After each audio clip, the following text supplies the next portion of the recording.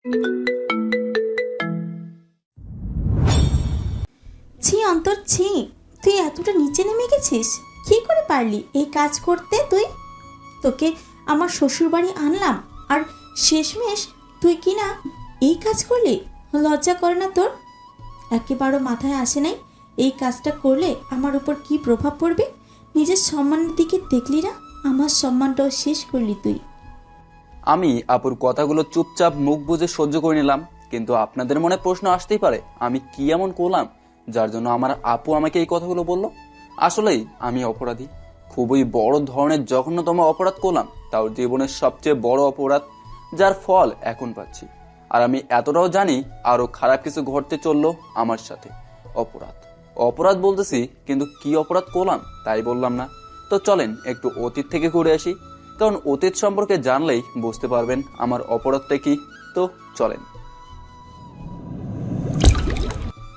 1 সপ্তাহ আগে আমি নিজের রুমে বসে বসে মোবাইলে গেমস খেলছিলাম, তখনই আম্মু আমার রুমে আসে।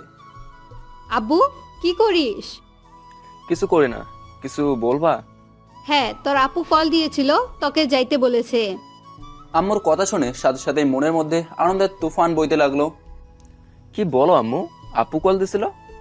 হ্যাঁ, সে বলেছে তোকে যেতে। আচ্ছা, তো কখন যেতে হবে সেখানে? এক কাজ কর, কালই চলে যাস। আম্মুর কথা শুনে আমি তো মহা খুশিতেই আছি, কারণ আপুর শ্বশুর বাড়িতে যাচ্ছি। অনেকেই বলতেছে এটাতে এত খুশি হওয়ার কি আছে। আসলে খুশি হওয়ার কারণ হচ্ছে সেখানে যাচ্ছি তো বটেই, তবে আপুর জন্য না, বরং আপুর নাম ব্যবহার করে অন্য একজনের জন্য যাচ্ছি আমি। সে হচ্ছে মায়া, আর তার সাথেই মূলত দেখা করতে যাচ্ছি আমি, কারণ মায়ের সাথে আমার অনেকদিন যাবৎ দেখা হয় না, শুধু ফোনেই কথা হয়। তবে দেখা করার কোনো চান্সই পেলাম না, তবে এখন একটা সুযোগ পেলাম, আর সেটাকে হাতছাড়া করতেই চাচ্ছি না। তাহলে আম্মু আমি ব্যাগ রেডি করতে শুরু করি। আচ্ছা কর, আর তোর আপুর জন্য আমি কিছু দিব, সেগুলো নিয়ে যাস। আচ্ছা আম্মু।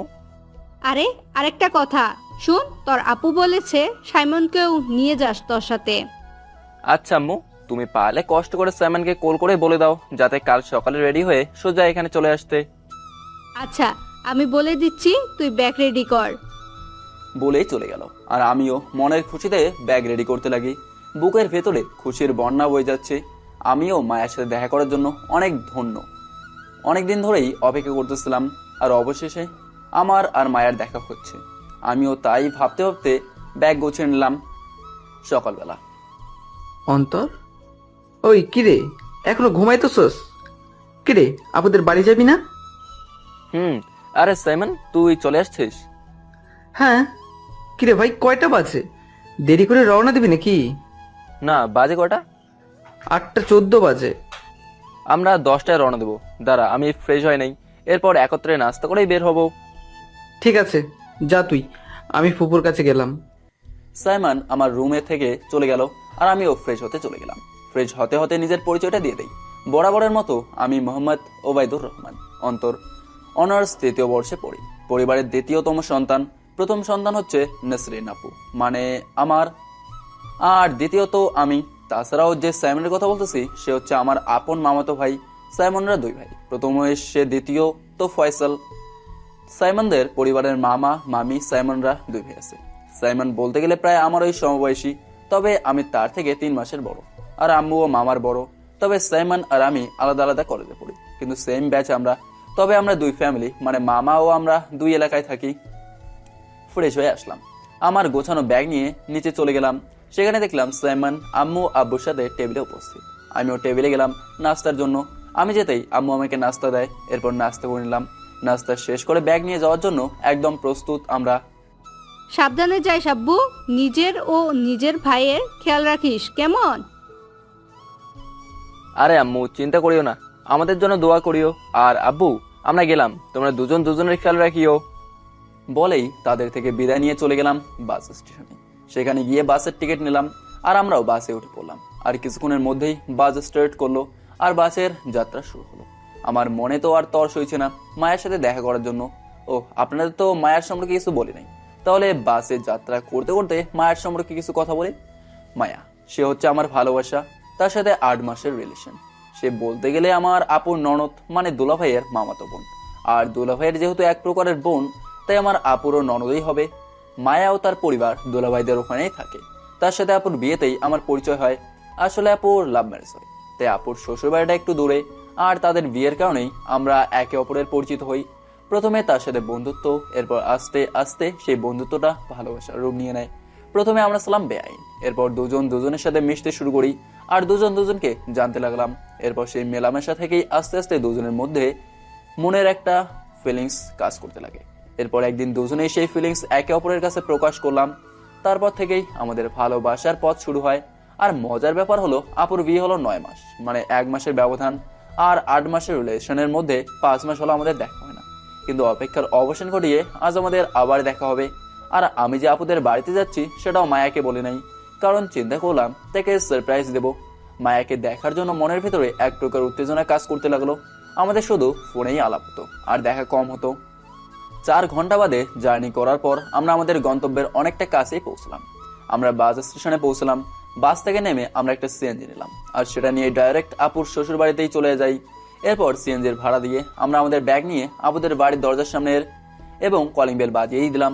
বেল বাজাতেই দরজা খুলে যায়, আর দেখলাম দরজা দুলাভাই খুলে দেয়। আসসালামু আলাইকুম ভাইয়া, কেমন আছেন? ওয়ালাইকুম সালাম। এই তো আলহামদুলিল্লাহ ভালো আছি। এই নাসরিন, অন্তর চলে আসছে।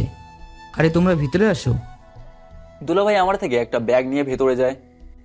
আমরাও ভেতরে গেলাম। আপু তো আমাকে দেখে বেশ খুশি। কি রে শয়তান ফাজিল, কি খবর, কেমন আছোস? আলহামদুলিল্লাহ ভালো আছি, তুই কেমন আছিস আপু? এই তো দেখিস না কেমন আছি। আর কেমন আছিস সাইমন? যাক, অবশ্যই তুইও আসলি। এই তো ভালো আছি। সাইমন আপুর সাথে কথা বলতেছে, আর আমার চোখ বারবার আশেপাশে যাচ্ছে, কিন্তু তাকে দেখছি না আমি। হয়তো সে আসে না এখানে। এরপর আপু আমাদের একটা রুমে নিয়ে যায় আর বলে ফ্রেশ হয়ে নিতে। আমিও ব্যাগগুলো এক সাইডে রেখে ফ্রেশ হয়ে নিলাম। এরপর সাইমনগুলো ফ্রেশ হতে আমি রুমে বসে আছি। এর ওই মধ্যে কেউ একজন দরজার সামনে উপস্থিত। আমি দেখলাম দরজায় মায়া ট্রে হাতে দাঁড়িয়ে আছে। আমি মায়ের দিকে এক নজরে তাকিয়েছি। তাকে দেখে আমার কেমন জানি ভালো লাগা কাজ করতে লাগলো। সাথে সাথেই মায়া একটা কাশি দেয়। এই যে এইভাবে দেখতে থাকলে কি হবে, নাকি ভিতরে প্রবেশ করার অনুমতিটাও দিবেন? এই যে মিস, আপনাকে আমি বলছিলাম আমি যে রুমে থাকবো সে রুমে প্রবেশ করতে হলে আপনার পারমিশন লাগবে না। ও তাই নাকি? বলেই ট্রে নিয়ে ভেতরে প্রবেশ করে ট্রে খাটের উপর রেখে সেখান থেকে একটা গ্লাস নিয়ে আমাকে দিল। এই নাও, আমি নিজ হাতে শরবত করলাম। মায়া শরবতের গ্লাস এগিয়ে দিয়ে বলল, জি থ্যাংক ইউ। থ্যাংক ইউ এর বাচ্চা, আসবা নাই যে বলো নাই কেন? আরে আমি একটা জিনিস চিন্তা করে আসছিলাম, তোমার তো আবার দুপুরে ঘুমানোর শখ, তাই আমিও এসে যদি তোমাকে রুমে ঘুমন্ত দেখি তাহলে আমিও পাশে শুয়ে পড়বো আর কি। শখ কত ফাজিল একটা। হ্যাঁ বলো বলো, ভালো করেই বলো। একদিন এই ফাজিলের দায়িত্ব নিতে হবে মায়া ম্যাডাম। ঠিক আছে, আমিও নিব, আর ফাজিলের ফাইজলামি বের করব। আর এই শুনলাম তোমার সাথে তোমার মামাতো ভাই আসছে নাকি? হ্যাঁ, ও ওয়াশরুমে ফ্রেশ হচ্ছে। মায়া একটা মিষ্টি হাসি দিয়ে বলল, আচ্ছা আমি গেলাম, ওকে শরবতটা দিও। আর বলেই চলে গেল। সে আসলো তো একটা মিষ্টি রৌদ্রের মতো, কিন্তু তুফানের মতো চলে গেল। এরই মধ্যে সাইমন বের হয়েছে। ওই শরবতটা খা, আপু পাঠাইছে।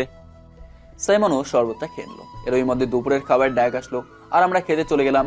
আর এভাবে সকলের সাথে আমরা 2 দিন কাটিয়ে দিলাম। 2 দিন আমরা বেশ মজা করেই কাটিয়ে দিলাম। এখানে মায়ের সাথে সাইমনের পরিচয়ও ভাব জমে গেল, আর আমরা 3 জনেই বেশ ভালোই সময় কাটাচ্ছি। আজ দেখলাম মায়া তেমন আমার সাথে কথা বলছে না, তবে গতকাল যেভাবে আমার সাথে মিশছিল আর আজকে হঠাৎ করে সে আমার সাথে একটু কম করেই কথা বলতেছে। এই যে ধরুন আজকে সকালের ঘটনা, আমি নাস্তা শেষ করে মায়াকে ডাক দিলাম, সেও আসলো। বললাম চলো ছাদে যাই। সে বলল আপু নাকি তাকে কাজ দিছে, সে বলেই চলে যায়। পরে আমি ছাদে উঠলাম, আর দেখি সে সাইমনের সাথে ছাদে কথা বলতেছে। আমিও থাক, কিছু মনে করি নাই, হয়তো ফ্রি হয়েছে তাই আড্ডা দিচ্ছে। এদিকে দুলাভাই আমাকে ডাক দেয়, তাই আমিও দুলাভাইয়ের কাছে চলে যাই। দুলাভাই বিজনেস করে, তাই ভাইয়ের সাথেই থাকার চেষ্টা করি, তাকে টুকিটাকি সাহায্য করার জন্য। আর এভাবেই আরো 5টা দিন কেটে যায়। এই 5 দিনে আমি দেখি মায়া আমার সাথে খুব কমই কথা বলে, আর বেশিরভাগ সাইমনের সাথে সময় কাটাতে লাগে। জিনিসটা সত্যিই আমাকে অনেক কষ্ট দেয়, কারণ নিজের ভালোবাসার মানুষ আমাকে সময় না দিয়ে অন্য একজনকে সময় দেয়, তখন প্রচুর খারাপ লাগে।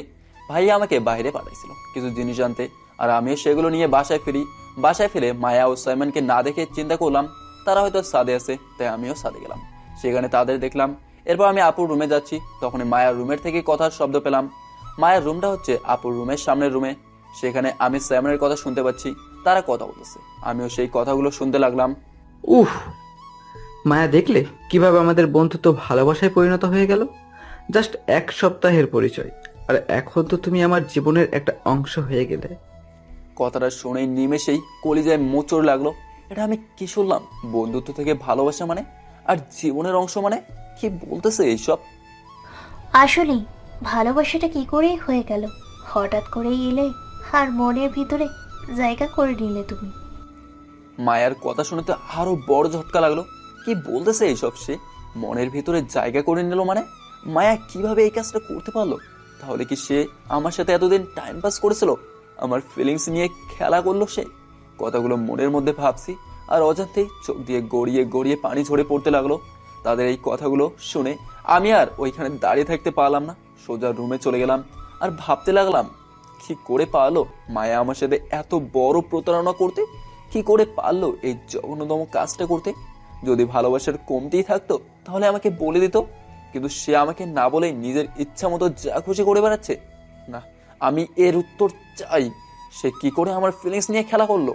তাকে আমি মন থেকে ভালোবাসলাম, তার প্রতি যত্ন নিতাম, দূর থেকে হলেও তার খোঁজ খবর নিতাম, প্রিয়জন অপ্রিয়জনের সবকিছু ঠিক রাখতাম। তাহলে কি করে এই কাজটা করলো সে? আমি এইসব ভাবতেছি আর চোখ দিয়ে পানি বেয়ে পড়ছে। আমিও চোখ মুছে নিলাম আর সময়ের অপেক্ষা করতে লাগলাম কখন মায়াকে পাবো। দুপুরের খাবার শেষ করে আমি মায়ার রুমের দিকে গেলাম। সাইমান আমার রুমেই আছে, তাই এই সুযোগে আমিও তাকে জিজ্ঞাসা করব, মায়া ভেতরে আসো? কে অন্তর? হ্যাঁ, ভিতরে আসো না। পারমিশন নিচ্ছ কেন? আমি তো আর আপনি না যে পারমিশন ছাড়াই কাজ করে বেড়াবো। মানে বুঝলাম না। বুঝবেন কি করে? আপনি তো অবুঝ শিশু, শুধু মানুষের মন নিয়ে খেলা করতে পারেন। কি বলতেছো এসব তুমি? সাথে সাথে মায়াকে কষে একটা থাপ্পড় মেরে দিলাম, আর সে থাপ্পড় খেয়ে মেঝেতে লেটিয়ে পড়ে। তোর মতো নষ্টামি আমার লাইফে আর দেখি নাই। যদি আমাকে তোর ভালো না লাগতো ডাইরেক্ট বলে দিতি। কি করে পারলি তুই আমার মন নিয়ে খেলতে? কি করে পারলি আমার বিশ্বাস নিয়ে খেলতে? কে না করছি তোর জন্য? তোকে খুশি রাখার জন্য ওই সকল কাজ থেকে বিরত থাকছি যা তুই বারণ করছিলি। তোকে পাওয়ার পর আমি অন্য মেয়েদের দিকেও তাকাই দেখি নাই। তুই ছেলেদের সাথে মিশে বেড়াস, তাতেও আমার কোনো আপত্তি ছিল না। তোর প্রতিটা কথা আমি অক্ষরে অক্ষরে পালন করলাম, আর শেষমেশ তুই কিনা। তোর সাহস কি করে হলো আমাকে মারার? তুই কাজটা ঠিক করলি নাই, এর জন্য তোকে আমি একটা উচিত শাস্তি দিবই। বলেই উঠেই সে তার রুমের দরজা আটকে দেয় আর নিজের জামা ছিঁড়তে লাগে। সেরা শেষ করে বাঁচাও বাঁচাও বলে চিৎকার দিতে লাগে। আর আমি মায়ের কাণ্ড দেখে নিস্তব্ধ হয়ে গেলাম। এরই মধ্যে আপু রুমের বাইরে উপস্থিত, আর আপুর শব্দ পেয়ে মায়া আরো জোরে জোরে চিৎকার দিতে লাগে। প্লিজ অন্তর, এমন করিও না, আমার জীবন শেষ হয়ে যাবে। মায়া আমার দিকে তাকিয়ে মিথ্যা কান্না ভান করে বলল। এর মধ্যেই দরজায় ধাক্কা মেরে দরজা ভেঙে ফেলা হলো। দেখলাম সাইমন দরজা ভেঙে ফেলছে, আর আপুও উপস্থিত। আর আপুকে দেখে মায়ের সাথে সাথে আপুর কাছে চলে যায়।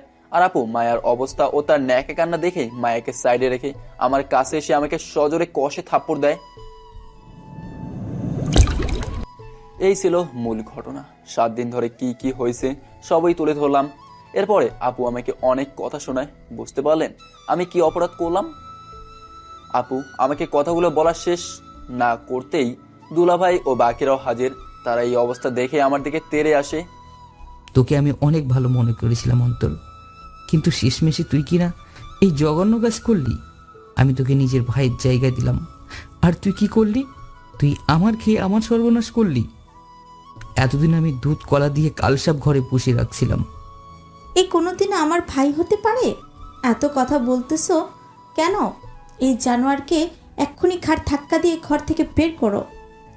বলতে না বলতেই দুলাভাই আমার কলার ধরে আমাকে নিয়ে সোজা বাড়ির বাইরে ছুড়ে মানে।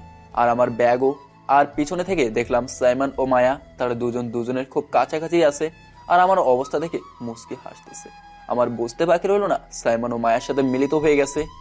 যা এখান থেকে, আর কোনো দিনও এই বাড়ির সীমানায় তোর মুখ নিয়ে আসবি না। আর আমি বাসায় কল করে বলতেছি যাতে তোর মতো জানোয়ার বাসাও জায়গা না হয়।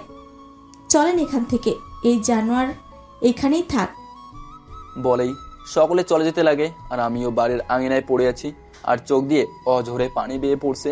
আর সত্যি নিজেকে অপরাধী মনে হচ্ছে যে কেন আমি বিশ্বাস করলাম, কেন আমি এই মায়ায় জড়িত হলাম, কেন তার সাথে আমার পরিচয় হলো। আমি এইসব ভাবতে ভাবতে উঠে দাঁড়ালাম আর ব্যাগ নিয়ে হাঁটতে লাগলাম। জানি না কোথায় যাব, তবে বাড়িতে গিয়ে লাভ হবে না এটা জানি, কারণ আপু আজকের ঘটনা বাড়িতে অবশ্যই বলবে। আর বাসায় এটা শুনে আম্মু আব্বু তো জায়গাতেই আমাকে ঘৃণা করতে শুরু করবেই। আজকে এই মায়া আমাকে এইভাবে জঘন্যভাবে এক মিথ্যা অপবাদে ফাঁসিয়ে দিল। যে অপরাধ আমি করেই নাই, সেই অপরাধে আমাকে অপরাধী বানিয়ে দিল। আমিও ব্যাগ নিয়ে মেইন রোডে হাঁটতে লাগলাম। এখন জানি না কোথায় যাব বা কোথায় ঠাঁই নেব। আমি ব্যাগ নিয়ে মেইন রোডে হাঁটতে লাগলাম। এখন জানি না কোথায় যাব বা কোথায় ঠাঁই নেব। এক মুহূর্তেই আমার জীবনটা চেঞ্জ হয়ে গেল। আর আমি কোনো দিনও ভাবতেও পারি নাই মায়া আমার সাথে এমনটা করবে। আমি মায়ার ছলনায় পড়ে গেছিলাম, আর সেই ছলনাকেই আমি ভালোবাসা মনে করে গেলাম। ভুল করলাম, আমি অনেক বড় ভুল করলাম, যার শাস্তি এখন পাচ্ছি আমি। কতগুলো ভাবছি আর চোখ দিয়ে পানি বেয়ে পড়ছে, মাথা একদমই কাজ করছে না আমার। রাতের বেলা আমি হাঁটতে হাঁটতে সোজা বাজার স্টেশনে চলে আসলাম। আর সেখানে একটা যাত্রী ছাউনিতে বসে বসে চোখের পানি ফেলছি।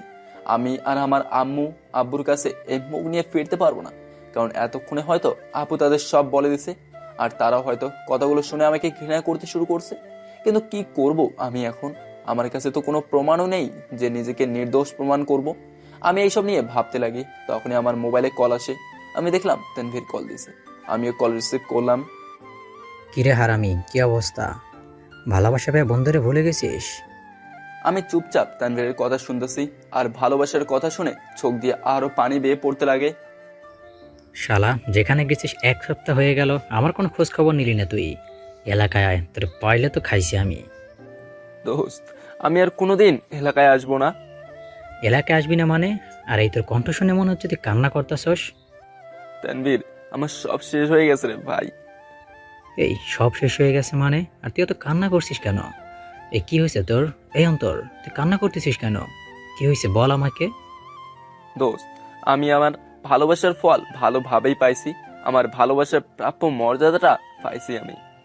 মানে এই কি হয়েছে তোর? কান্না করতেছিস কেন বল আমাকে। এরপর তানভীরকে সব খুলে বললাম। সে কথাগুলো শুনে নিমেষেই নিস্তব্ধ হয়ে যায়। কি বলিস তুই?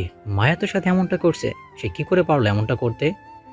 দোস্ত, সবই দোষ আমার। আমি না বুঝে মায়ায় জড়িত হয়ে পড়ছি, আর এখন তার ফল ভোগ করতে হচ্ছে। দোস্ত, আমি আর কিভাবে মুখ নিয়ে এলাকায় আসবো? কিভাবে আমি আম্মু আব্বুর সামনে দাঁড়াবো? না, আমি আর কখনোই এলাকায় ফিরে আসবো না। আম্মু আব্বুর সামনেও আসবো না। আমি অনেক দূরে চলে যাব, যাতে তাদের সাথে যেন দেখা না হয়। আমি নিজেকে তাদের ও বাকিদের থেকে আড়াল করে নেব। চুপ শালা, সবার থেকে দূরে যাবি মানে? আমার থেকে আড়াল হয়ে যাবি নাকি? জানি না, তবে দোস্ত আমি এখন কি করব, কোথায় যাব তাই বুঝতেছি না। তবে যাই হোক না কেন, এই মুখ নিয়ে তাদের সামনে যেতে পারবো না আমি। তাহলে কি তোর পড়াশোনাও বাদ দিয়ে দিবি নাকি? দোস্ত, পড়াশোনা করার সেই মন মানসিকতাও এখন আমার নেই রে। আমার মন বলছে আমি যেন দূরে কোথাও চলে যাই, যাতে তাদের সামনে দাঁড়াতে না হয় আমাকে। দোস্ত, আমি তোকে এই অবস্থা উল্টো পাল্টা কিছু করতে দিব না। তুই এখন আসিস কই আমাকে বল। আমি বাস স্টেশনে বসে আছি রে দোস্ত, জানি না কি করব, আমি কোথায় যাব। দোস্ত, তুই চাচ্ছিস তুই আর এলাকায় আসবি না, তাই তো? তাহলে আমি যা বলি তা তুই শোন। তুই ঢাকা চলে যা, সেখানে আমার একটা মামা আছে। মামা বিজনেস করে। আমি মামাকে কল করে তোর ব্যাপারে বলে দিব। আর এটাও বলে দিব তোকে যেন একটা চাকরি দেয়। আমি তোকে ঠিকানা পাঠাচ্ছি। আমার কথা শোন, আর মাথার থেকে উল্টো পাল্টা যা চিন্তা আছে সব বাদ দে। তুই চাচ্ছিস তোর পরিবার থেকে দূরে থাকতে, আমি তো ব্যবস্থা করে দিচ্ছি। কিন্তু যদি উল্টো পাল্টা কিছু করিস তাহলে তোর খবর আছে। আর এই পরিস্থিতিতে মাথায় বেশি চাপ দেওয়া ঠিক হবে না। তানভীর, তুই আমার জন্য এইসব করতেছিস? ভাই, কি বলে তোকে ধন্যবাদ দেব? চুপ শালা, আমি আমার বেস্টুকে তার খারাপ সময় একা ছেড়ে দিব নাকি? যে বেস্টু আমার জীবনকে রঙিন করে দিছে, সেই বেশের বিপদ আমি পাশে থাকবো না তো কে থাকবে? আর তুইও তো আমার অনেক বিপদ আপদে পাশে ছিলি। এবার আমার সময় আসছে আমার বেস্টের বিপদে পাশে দাঁড়ানোর জন্য। আর আমি এই সুযোগ হাতছাড়া করতে পারবো না। কথাটা শুনেই সাথে সাথে কান্না করে দিলাম। এই সময় আমার পাশে কেউই ছিল না, আর এখন আমার বেস্টু আমার পাশে দাঁড়ালো, আমার কষ্টটাকে দূর করার চেষ্টা করতেছে। সত্যি আমি অতীতে হয়তো কোনো ভালো কাজ করেছিলাম, যার ফলস্বরূপ তানভীরের মতো একটা বেস্টু পেলাম, যে কিনা আমার খারাপ সময় আমার পাশে দাঁড়ালো আর আমার কষ্টটাকে দূর করার চেষ্টা করছে। আমি জানি না অতীতে কি এমন ভালো কাজ করছিলাম যার ফলস্বরূপ তোর মতো একটা বেস্টু পেলাম। তুই শুধু বন্ধু না, তুই আমার রক্তের সম্পর্ক ছাড়া আর এক মায়ের গর্ভে জন্ম নেওয়া আপন ভাই। চুপ শালা, এই কথাগুলো বলে কান্না করাচ্ছিস কেন? যা বলছি তাই কর। আর তোর কাছে টাকা আছে নাকি আগে সেটা বল। ধুর, জিজ্ঞাসা করতেছি কেন? আমি তোর বিকাশে 5,000 টাকা পাঠাচ্ছি, সেগুলো তুলে নিস। আর একটা ঢাকার টিকিট কাট, আমি তোকে ঠিকানা পাঠাচ্ছি, সেই ঠিকানা চলে যাবি। আমি টাকা পাঠিয়ে মামাকে তোর ব্যাপারে বলতেছি। আর মোবাইল বন্ধ করবি না, আমার সাথে যোগাযোগ রাখবি। ঢাকায় পৌঁছে আমাকে কল দিবি। ঠিক আছে দোস্ত, তুই আমার জন্য যা করতেছিস আমি জীবনেও তার ঋণ শোধ করতে পারবো না রে ভাই। চুপ শালা, কিসের ঋণ? হ্যাঁ, আর কতবার বলবো এটা আমার ভাইয়ের জন্য করতেছি। আমার ভাইয়ের বিপদ আর আমি এমনিই বসে থাকবো? আর কান্না করিস না ভাই, যা বলছি তা কর। ঢাকায় গিয়ে পৌঁছি কল দিস আমাকে, আর আমি টাকাও ঠিকানা পাঠাচ্ছি তোকে। ভালো থাকিস। বলেই কল কেটে দিল। আর কিছুক্ষণের মধ্যেই আমাকে বিকাশে 5,000 টাকা পাঠালো। আসলে আমার টাকার প্রয়োজন ছিল, কারণ এখানে এসে অনেক টাকা খরচ করছি। বেশিরভাগ টাকা খরচ করছি এক বেইমানের জন্য আর এক স্বার্থপর ভাইয়ের জন্য, যে ভাইয়ের সাথে আমার হয়তো পারিবারিকভাবে রক্তের সম্পর্ক থাকতেও পারে, কিন্তু প্রকৃতপক্ষে সে এমন হবে তা জানতাম না। স্যামন তো আমাকে চেনেই, আমার সম্পর্কে জানে, তাহলে কেন সে কোনো রিয়াক্ট করলো না? স্যামনকে নিজের ভাই ভেবে তার কত খেয়াল রাখলাম, কিন্তু শেষমেশ সেও সুবিধাভোগী হয়ে যায়। আর আমার কষ্টের সময় আমার পাশে না থেকে বরং মায়ের পাশে দাঁড়িয়েছিল সে। আর সবচেয়ে বেশি অবাক হলাম এটা দেখে যে আমার নিজের আপু বোন আমাকে চিনতে পারলো না। সে আমাকে ভুল বুঝলো, সত্যিটা যাচাই না করে আমাকে অপরাধী ভেবে নিল আর বাড়ি থেকে তাড়িয়ে দিল। কতগুলো ভাবছি আর একটা লম্বা শ্বাস নিলাম। এরই মধ্যে দেখলাম তানভীর আমাকে টাকা পাঠিয়ে দিছে আর একটা মেসেজ করে দিছে, সেখানে বাড়ির ঠিকানা দিয়ে দিছে। আর নিচে সে আমার জন্য আরো একটা মেসেজ সেন্ড দেয়। দোস্ত, আমি মামাকে বলে দিছি তোর কথা, তুই ঢাকায় গিয়ে ঠিকানা বরাবর পৌঁছে যাইস। আর হ্যাঁ, আমি জানি তুই এখন যে পরিস্থিতিতে আছিস তাতে তোর মন মানসিকতা একদমই খারাপ হয়ে আছে, তবে ভেঙে পড়লে চলবে না, নিজের মনোবল শক্ত কর। রাতের খাবারকে তারপর রওনা দিস, কারণ এই সময় নিজের প্রতি একটু যত্ন নেওয়া দরকার। যা বলছি তাই করিস, ভালো থাকিস। আর ঢাকায় পৌঁছে একটা কল দিস আমাকে। আমি সত্যি নিজেকে অনেক ভাগ্যবান মনে করতেছি তোর মতো বন্ধু পেয়ে। যেখানে আমার আপন মানুষগুলো আমার পাশে নেই, সেখানে তানভীর আমার পাশে দাঁড়ায় ও সাহস দেয়। আমিও তার আস্তে করে বিকাশের দোকানে চলে গেলাম, সেখান থেকে টাকা তুলে নিলাম। এরপর হোটেলে গেলাম কিছু খেয়ে নেওয়ার জন্য। খাবার আমার সামনে, আমি খাচ্ছি, তবে সেই খাবার গলা দিয়ে নামছে না। এরপরেও কষ্ট করে যতটুকু পারলাম খেয়ে নিলাম। এরপর বাস স্টেশনে গিয়ে একটা ঢাকার বাসের টিকিট কাটলাম আর বাসে উঠে পড়লাম। কিছুক্ষণের মধ্যেই বাস স্টার্ট দিল আর বাস তার গন্তব্যের উদ্দেশ্যে রওনা দিতে লাগলো। আমিও জানলা দিয়ে বাইরে তাকিয়ে আছি আর ভাবতে লাগলাম চলে যাচ্ছি এই শহর থেকে, যেখানে মিথ্যা ভালোবাসার আশায় আসছিলাম আমি। একদিন হয়তো সকলে জানতে পারবে আমি অপরাধী ছিলাম না, কিন্তু সেদিন আমাকে তারা খুঁজে পাবে না। আর আমিও চাই না এরকম মানুষগুলো সামনে আসতে, যারা আমার সাথে থাকার পরেও আমাকে বুঝে উঠতে পারলো না। চলে যাচ্ছি এই নিষ্ঠুর শহর থেকে, যেখানে গতকাল পর্যন্ত তো অনেকেই ছিল, কিন্তু আজ কেউ নেই। আমারও আর কষ্ট নেই, যেহেতু তারা আমাকে বুঝে উঠতে পারলো না। আমিও আর এই মানুষগুলোর কাছে ফিরবো না। বাস চলছে আপন গতিতে, আর আমিও মোবাইলটা নিয়ে সেই বেইমান মায়ের সাথে যোগাযোগ করার যত কিছু ছিল সবগুলোতে ব্লক করে দিলাম। আর এই বেইমানের যতগুলো স্মৃতি ছিল সবই মুছে দিলাম। আজ মায়া আমার সাথে এমনটা করছে, একদিন সেও বুঝতে পারবে সে কি ধরনের জঘন্যতম অপরাধ করছে। যে আমার ভালোবাসা এখন বোঝেনি ও আমার ভালোবাসাকে মূল্য দেয়নি, কিন্তু একদিন সে তার ভুল বুঝবে, আমার ভালোবাসার মূল্যও বুঝবে, আমাকেও খুঁজবে। তবে হ্যাঁ, আর যা বুঝলাম এই পৃথিবীতে ভালোবাসা বলতে কিছুই নেই, যা আছে সেটা হলো আবেগ। দ্বিতীয়ত হলো চাহিদা। আবেগ কেটে গেলেই ভালোবাসা চলে যায়, আর যতদিন চাহিদাগুলো পূরণ করবে ততদিন ভালোবাসা থাকবে। চাহিদা পূরণ করা বন্ধ করে দাও, দেখবে এমনি এমনি ভালোবাসাও চলে যাবে। আবার তুমি তোমার ভালোবাসার চাহিদা মেটাতে লাগলে এরই মধ্যে অন্য একজন এসে তোমার চেয়ে ভালোভাবে চাহিদাগুলো মেটাতে থাকলো, তাহলে দেখবে একদিন হুট করে তোমার প্রতি ভালোবাসা দূর হয়ে যাবে, যা আমার সাথে হলো। বাস চলছে আর এইসব ভাবতে ভাবতে কখন ঘুম চলে আসে তাও জানা। কেউ একজন আমাকে ঝাঁকি দিল, সাথে সাথে আমার ঘুম ভেঙে গেল। ভাই, আমরা কুমিল্লায় আসছি, এখানে কিছুক্ষণ বাস থাকবে। যদি খিদা লেগে থাকে তাহলে কিছু খেয়ে নিন। এখান থেকে বাস ছাড়লে সোজা ঢাকায় গিয়ে থামবে। জি ধন্যবাদ ভাইয়া আমাকে জাগিয়ে দেওয়ার জন্য। এরপর আমিও বাস থেকে নেমে ফ্রেশ হয়ে নিলাম আর হালকা পাতলা কিছু খেয়ে নিলাম আর কিছু খাবার নিয়ে আসলাম। তারপর আবার বাস স্টার্ট দিল আর বাস চলতে লাগলো। আমিও চোখ বন্ধ করে ঘুমিয়ে পড়ি। ভোরবেলা কন্ট্রাক্টর আমাকে ডাক দেয়। ভাই, আমরা ঢাকায় পৌঁছে গেছি, উঠুন। আমিও লাফিয়ে উঠি। আমরা ঢাকায় পৌঁছে গেছি? হ্যাঁ ভাই, আর একটু পরেই বাস থামবে। আপনার কি কি আছে তা রেডি করেন। আমিও আমার ব্যাগ নিয়ে নিলাম। এর মধ্যে বাস থামে আর আমিও বাস থেকে নেমে যাই। চলে আসলাম ঢাকা শহর। জানি না এই শহরের মানুষ কেমন হবে, তারা কি ভালো হবে না খারাপ, সবাই অজানা আমার কাছে। আমিও যাত্রী ছাউনিতে গিয়ে ব্যাগ নিয়ে বসি আর তানভীরকে একটা কল দিলাম। হ্যালো তানভীর, আমি ঢাকায় পৌঁছে গেছি। যাক ভালোই, রাস্তায় কোনো সমস্যা হয় নাই তো তোর? না দোস্ত, কোনো সমস্যা হয় নাই। যাক ভালোই, তাহলে এবার একটা সিএনজি নিয়ে ঠিকানা চলে যা, আমি মামাকে কল করে বলছি, দাঁড়া। দোস্ত, এই সকাল সকাল সেখানে যাওয়া ও তাদের বিরক্ত করা কি ঠিক হবে? আমি না হয় এক কাজ করি, কিছুক্ষণ এখানেই থাকি, 8-9টার দিকে সেখানে যাই। চুপ শালা, যা বলছি তাই শোন। আমি মামাকে কল দিচ্ছি, তুই সিএনজি নে আর সে ঠিকানায় যা। কিন্তু দোস্ত, তবে একটা কথা, তুই কি তোর মামাকে আমার ঘটনাটা কি বলেছিস নাকি? না দোস্ত, আমি মামাকে যা বলার বলছি, তবে সেটা বলি নাই, কারণ আমি তোকে ভালো করে চিনি। তুই কাউকে নিজের কষ্টটা বুঝতে দেস না, না কারোর সাথে শেয়ার করতে পছন্দ করিস। আমি ভাগ্যক্রমেই যেন জেনে গেছি, না হলে তুই যে জিনিস আমার থেকে কথা লুকাতি, তুই নিজের আঘাত মনের মধ্যে নিয়ে বেড়াস, কাউকে বুঝতে দেস না তোর হাল অবস্থা, কিন্তু কষ্ট পাস। তবে আর যাই হোক দোস্ত, মায়া যা করছে না, একদিন না একদিন দেখবি সেও পস্তাবে। কাজটার জন্য বলে রাখলাম। তোর ছাড় তো এসব কথা, সোজা এখন চেঞ্জ নিয়ে ঠিকানা বরাবর যা। আমি মামাকে বলছি তুই আসছিস যে সেটা। আচ্ছা ঠিক আছে। ভালো থাকিস। বলেই কল কেটে দিল আর আমিও একটা সিএনজি ওয়ালার সাথে কথা বলে নিলাম, ঠিকানা দিয়ে দিলাম। এরপর সিএনজি নিয়ে সোজা সেই ঠিকানায় পৌঁছে যাই। সিএনজি ওয়ালা আমাকে একটা দোতলা বাড়ির সামনে নিয়ে নামিয়ে দেয়। এই যে আপনার ঠিকানা বরাবর পৌঁছে গেলাম। তখনই সেই গেট দিয়ে একজন ভদ্রলোক বের হয় আর সে আমার কাছে আসে। তুমি কি অন্তর, মানে তানভীরের বন্ধু, তাই না? আমি বুঝতে পারলাম লোকটা তানভীরের মামা। জি আসসালামু আলাইকুম, আমি অন্তর, তানভীরের বন্ধু।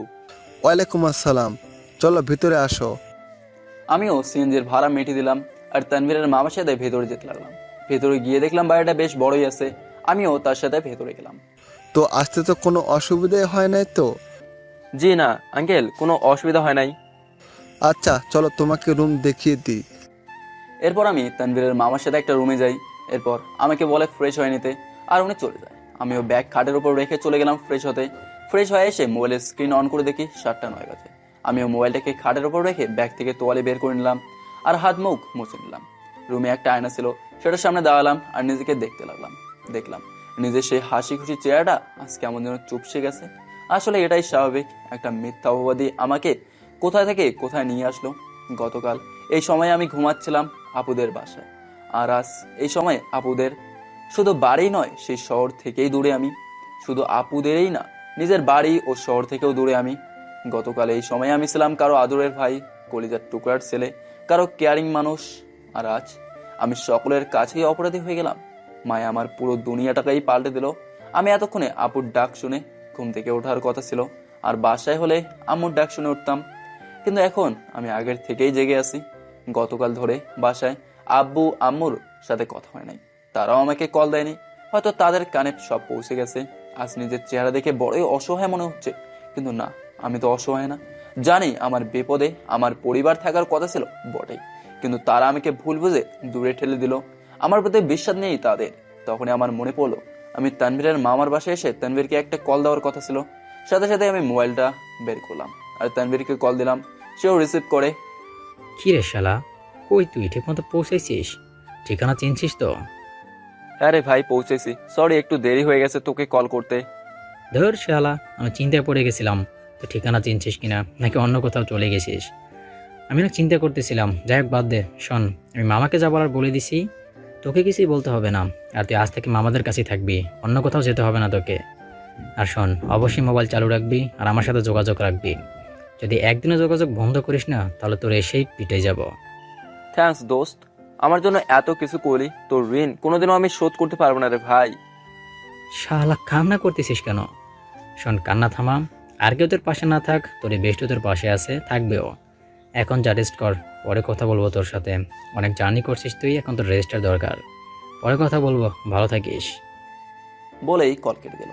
আমি অবাক হয়ে গেলাম, কারণ যাদেরকে আমি আমার বিপদে আশা করেছিলাম তারাই নেই, বরং আমার বিপদে আমার বন্ধুরূপে ভাইটা ছিল আমার পাশে। সে আমাকে সাহস দেয়, আমাকে আস্থা দেয়। সে আমার জন্য এখন ঢাকায় তার মামার সাথে কথা বলে ঢাকার ব্যবস্থাও করে দেয়। সত্যি এই আমি অনেক ভাগ্যবান এমন একটা বন্ধু পেয়ে, কারণ অনেক বন্ধু আছে যারা বিপদ দেখলেই পাশ থেকে সরে যায়, কিন্তু তানভীর আমার পাশ থেকে সরে যায়নি, বরং আমার পাশে থেকে আমাকে সাহায্য করে গেল। ও আস্থা দিয়েই গেল। জীবনেও এর ঋণ আমি শোধ করতে পারবো না, এইসব ভাবছি আর ব্যাগ থেকে টি শার্ট বের করতে লাগলাম। তখন আমার ব্যাগে আমার বডি স্প্রে ছিল, সেটা হুট করে নিচে পড়ে গেল আর আমি সেটা ফ্লোর থেকে উঠিয়ে ব্যাগে রাখতে লাগলাম। তখনই পেছন থেকে মাথায় কিছু একটা দিয়ে বাড়ি দিল কেউ, আর সাথে সাথেই আমি নিচে পড়ে গেলাম আর মাথায় প্রচুর ব্যথা অনুভব করতে লাগলাম আর বেহুশ হয়ে গেলাম। আমি যখন চোখ খুলি তখন দেখলাম তানভীরের মামা ও তার পাশে একটা মহিলা দাঁড়িয়ে আছে, সম্ভবত তানভীরের মামি হবে উনি। তার নিজেকে খাটে আবিষ্কার করলাম। তুমি ঠিক আছো? জি। আমরা সত্যি আন্তরিকভাবে ক্ষমা চাচ্ছি তোমার কাছে। আরে ক্ষমা চাচ্ছেন কেন? যা ঘটলো তার জন্য আমরাই দায়ী। আসলে আমাদের দুজনের একটা মেয়ে আছে। গতকাল তানভীরের সাথে তোমার ব্যাপারে কথা হচ্ছিল, কিন্তু আমরা তাকে তোমার আসার কথা বলি নাই। পরে সে যখন সিঁড়িতে উপরে ওঠে তখন তোমার রুমের দিকে থেকে একটা আওয়াজ পায়। পরে সে তোমার রুমের দিকে গিয়ে দেখে তুমি কি যেন ব্যাগে ঢুকাচ্ছ। সে তা দেখেই তোমার চোর মনে করলো আর হাতের কাছে একটা লাঠি পায়, তা দিয়ে তোমার মাথায় আঘাত করে। দেখো বাবা, মনিকেও চিনিও না, ও না জেনে এমনটা করে বসে আছে, আমাদের ক্ষমা করে দাও। আরে এটা তো একটা অ্যাক্সিডেন্ট, এর জন্য ক্ষমা চাচ্ছেন কেন? যা হবার হয়ে গেছে। আর তাছাড়াও আপনারা আমার বড়, আপনারা আমার থেকে ক্ষমা চেয়ে আমাকে লজ্জা দিয়েন না। আমি তো বুঝলামই এটা অ্যাক্সিডেন্টলি ঘটে গেছে। তখনই রুমের ভেতরে একটা মেয়ে আসে। মেয়েটাকে দেখে আমার বয়সী মনে হচ্ছে। আই এম এক্সট্রিমলি সরি, আমি না জেনেই এমনটা করে ফেলেছি, প্লিজ ক্ষমা করে দেন। আসলে আমি জানতামই না আমাদের বাসায় কেউ আসবে। আমি যখন ছাদে যাচ্ছিলাম তখন এই রুম থেকে একটা আওয়াজ পাই। পরে এখানে এসে দেখি আপনি কি যেন ব্যাগে ঢুকাচ্ছেন। তখনই আপনাকে চোর মনে হলো, কারণ আমার মনে হলো বাসায় তো কেবল আমি, আম্মু, আব্বুই থাকি, তাহলে বাড়তি ছেলেটা কে হবে? তাছাড়াও আপনি ব্যাগে কিছু একটা ঢুকাচ্ছিলেন, তখনই আপনাকে চোর মনে হলো। তাই আমিও সুযোগ বুঝে একটা লাঠি নিয়ে আস্তে করে গিয়ে পেছন থেকে মাথায় আঘাত করি, আর আপনি পড়ে যাওয়ার সাথে সাথে চোর চোর বলে চিৎকার দিতে থাকে। পরে আম্মু আর আব্বু এসে দেখে আপনি এখানে পড়ে আসেন। পরে জানতে পারলাম আপনি নাকি আব্বুর কাছে আসছেন। বিশ্বাস করেন, আমি যদি জানতাম এই কথা যে আপনি আব্বুর কাছে এসেছেন, আমি ভুলেও এই কাজটা করতাম না। আর কাল রাতে তারাও তো আমাকে বলে নাই যে বাসায় মানুষ আসবে। বলতাম কি করে, তুই তো সারাক্ষণ হাওয়ার মতোই ঘুরে বেড়াস। আচ্ছা বাদ দেন, যা হবার হয়ে গেছে। তবে আর যাই বলি না কেন, আপনার হাতে প্রচুর শক্তি আছে, এই শক্তিকে কাজে লাগালেই ভালো হয়। আপনি পারলে কোনো বাহিনীতে কিংবা পুলিশে জয়েন করুন। পরে ক্রিমিনালরা যদি আপনার হাতের এক বাড়ি খায়, তারা জায়গাতেই সিধা হয়ে যাবে, আমি গ্যারান্টি দিলাম। কথাটা শুনেই আঙ্কেল আর আন্টি হেসে দিল, আর মেয়েরা তো মুচকি মুচকে হাসতেছে। আমি মাথায় হাত দিয়ে দেখতেছি মাথা ফাটছে কিনা। না, ফাটে নাই। তবে ও মারে, মাথা ফুলে গেছে। তবে ভাগ্যিস বাড়িটা অত জোরেও লাগে নাই, না হলে তো জোড়ায় জোড়ায় সেলাই করতে হতো। আচ্ছা বাবা, তোমার নাম তো জানা হলো না, নাম কি তোমার? জি, আমার নাম মোহাম্মদ ওবায়দুর রহমান অন্তর। আজ থেকে ও এখানেই থাকবে। আর অন্তর, তুমি চিন্তা করিও না, তোমাকে আমার অফিসে একটা চাকরি দিয়ে দেব। আর শোনো, আমাকে মামি ডাকবা কেমন? আর কোনো কিছু লাগলে বা প্রয়োজন হলে আমাকে বলবা। জি ধন্যবাদ। তবে আমি আপাতত একটা জিনিস লাগবে আমার। কি লাগবে বলো? জি মানে বরফ লাগবে। আসলে যে বাড়িটা দিয়েছে না, তার জন্য আমার মাথা ফুলে গেছে, সেখানেই বরফ দিতে হবে। ঠিক আছে, আমি পাঠিয়ে দিচ্ছি, তুমি রেস্ট নাও। বলেই সেখান থেকে তিনজনেই চলে গেল। আমি তাদের যাওয়ার দিকে তাকিয়েছিলাম আর ভাবতে লাগলাম, মানুষ কি করে এত ভালো হয়। আমি আজকে এখানে আসলাম, কিন্তু তারা আমার সাথে যেভাবে আন্তরিকতা দেখাচ্ছে তা দেখে মনে হচ্ছে আমি তাদের কত কাছের মানুষ। সত্যি আমি এই জিনিসগুলো দেখে প্রায় অবাক হয়ে যাচ্ছি, কারণ আমার আপন মামা মামের বিহেভিয়ার আমার একদমই পছন্দ না, কারণ তাদের ব্যবহারগুলোতে আমি সবসময় অন্য কিছু খুঁজে পাই। তাই আমি তাদের কাছে যাই না, সাইমনই আমার বাড়িতে আসে। তবে আমি এই কালসাপের কথা বলতেছি কেন? আমার সাথে মিষ্টি মিষ্টি কথা বলে আমাকে এই সবার কাছে তেতো বানিয়ে দিল। ভালো, আমি উপরওয়ালার ভরসা করে রাখছি, একদিন সেও তার প্রাপ্য শাস্তি পাবে। আমার কষ্টের সময় সে আমার উপর হাসছিল, একদিন সেও বুঝবে কারো কষ্টের সময় যখন অন্য কেউ হেসে যায় তখন তার কেমন লাগে। আর মায়া, সে বুঝবে একদিন যে কি কাজ করছে সে। আজ আমার খারাপ সময় আসছে, একদিন তাদেরও আসবে। কারণ খারাপ সময় শুধু একজনের জন্যই সীমাবদ্ধ নয়, সকলেরই খারাপ সময় আসে। কিছুক্ষণ পর মেয়েটা বরফ নিয়ে আসে।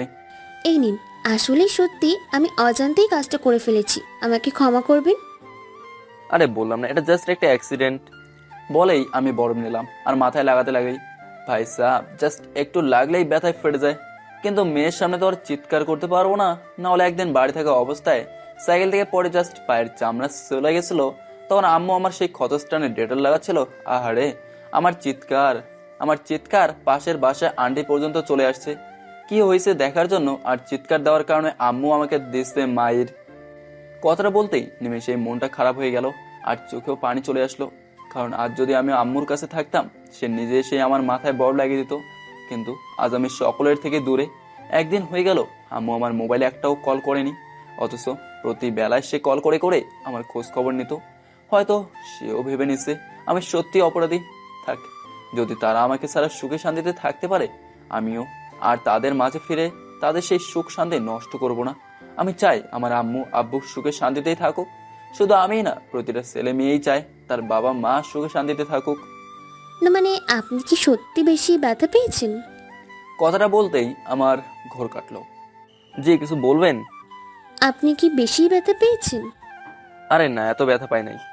তাহলে আপনার চোখে পানি কেন? না মানে এমনি। আমি বুঝতে পারছি আপনি অনেক ব্যথা পেয়েছেন। জি, আমি অনেক ব্যথা পাইছি, তবে মাথায় না, আমার মনের মধ্যে। যা আপনাকে বলাও যাবে না, শুধু আপনাকেই না, কাউকেই বলতে পারবো না। মনে মনে কথাটা বললাম। কি হলো, চুপ হয়ে গেলেন যে? না এমনিতেই, তোর বাদ দেন তো। আচ্ছা ঠিক আছে। বাই দ্য ওয়ে, আমি রিদিকা। আচ্ছা, আপনি আব্বুর কাছে কেন এসেছেন জানতে পারি? জি, আসলে আমার একটা চাকরির খুব প্রয়োজন, আর সেটা আপনার মামাতো ভাইকে বলি, পরে সে আমাকে আপনার বাবার কাছে পাঠায়। ও আচ্ছা, আপনি কতটুকু পড়াশোনা করেছেন? জি, আমি অনার্স 3য় বর্ষে পড়তেছিলাম, কিন্তু একটা সমস্যার কারণে পড়াশোনা বাদ দিব।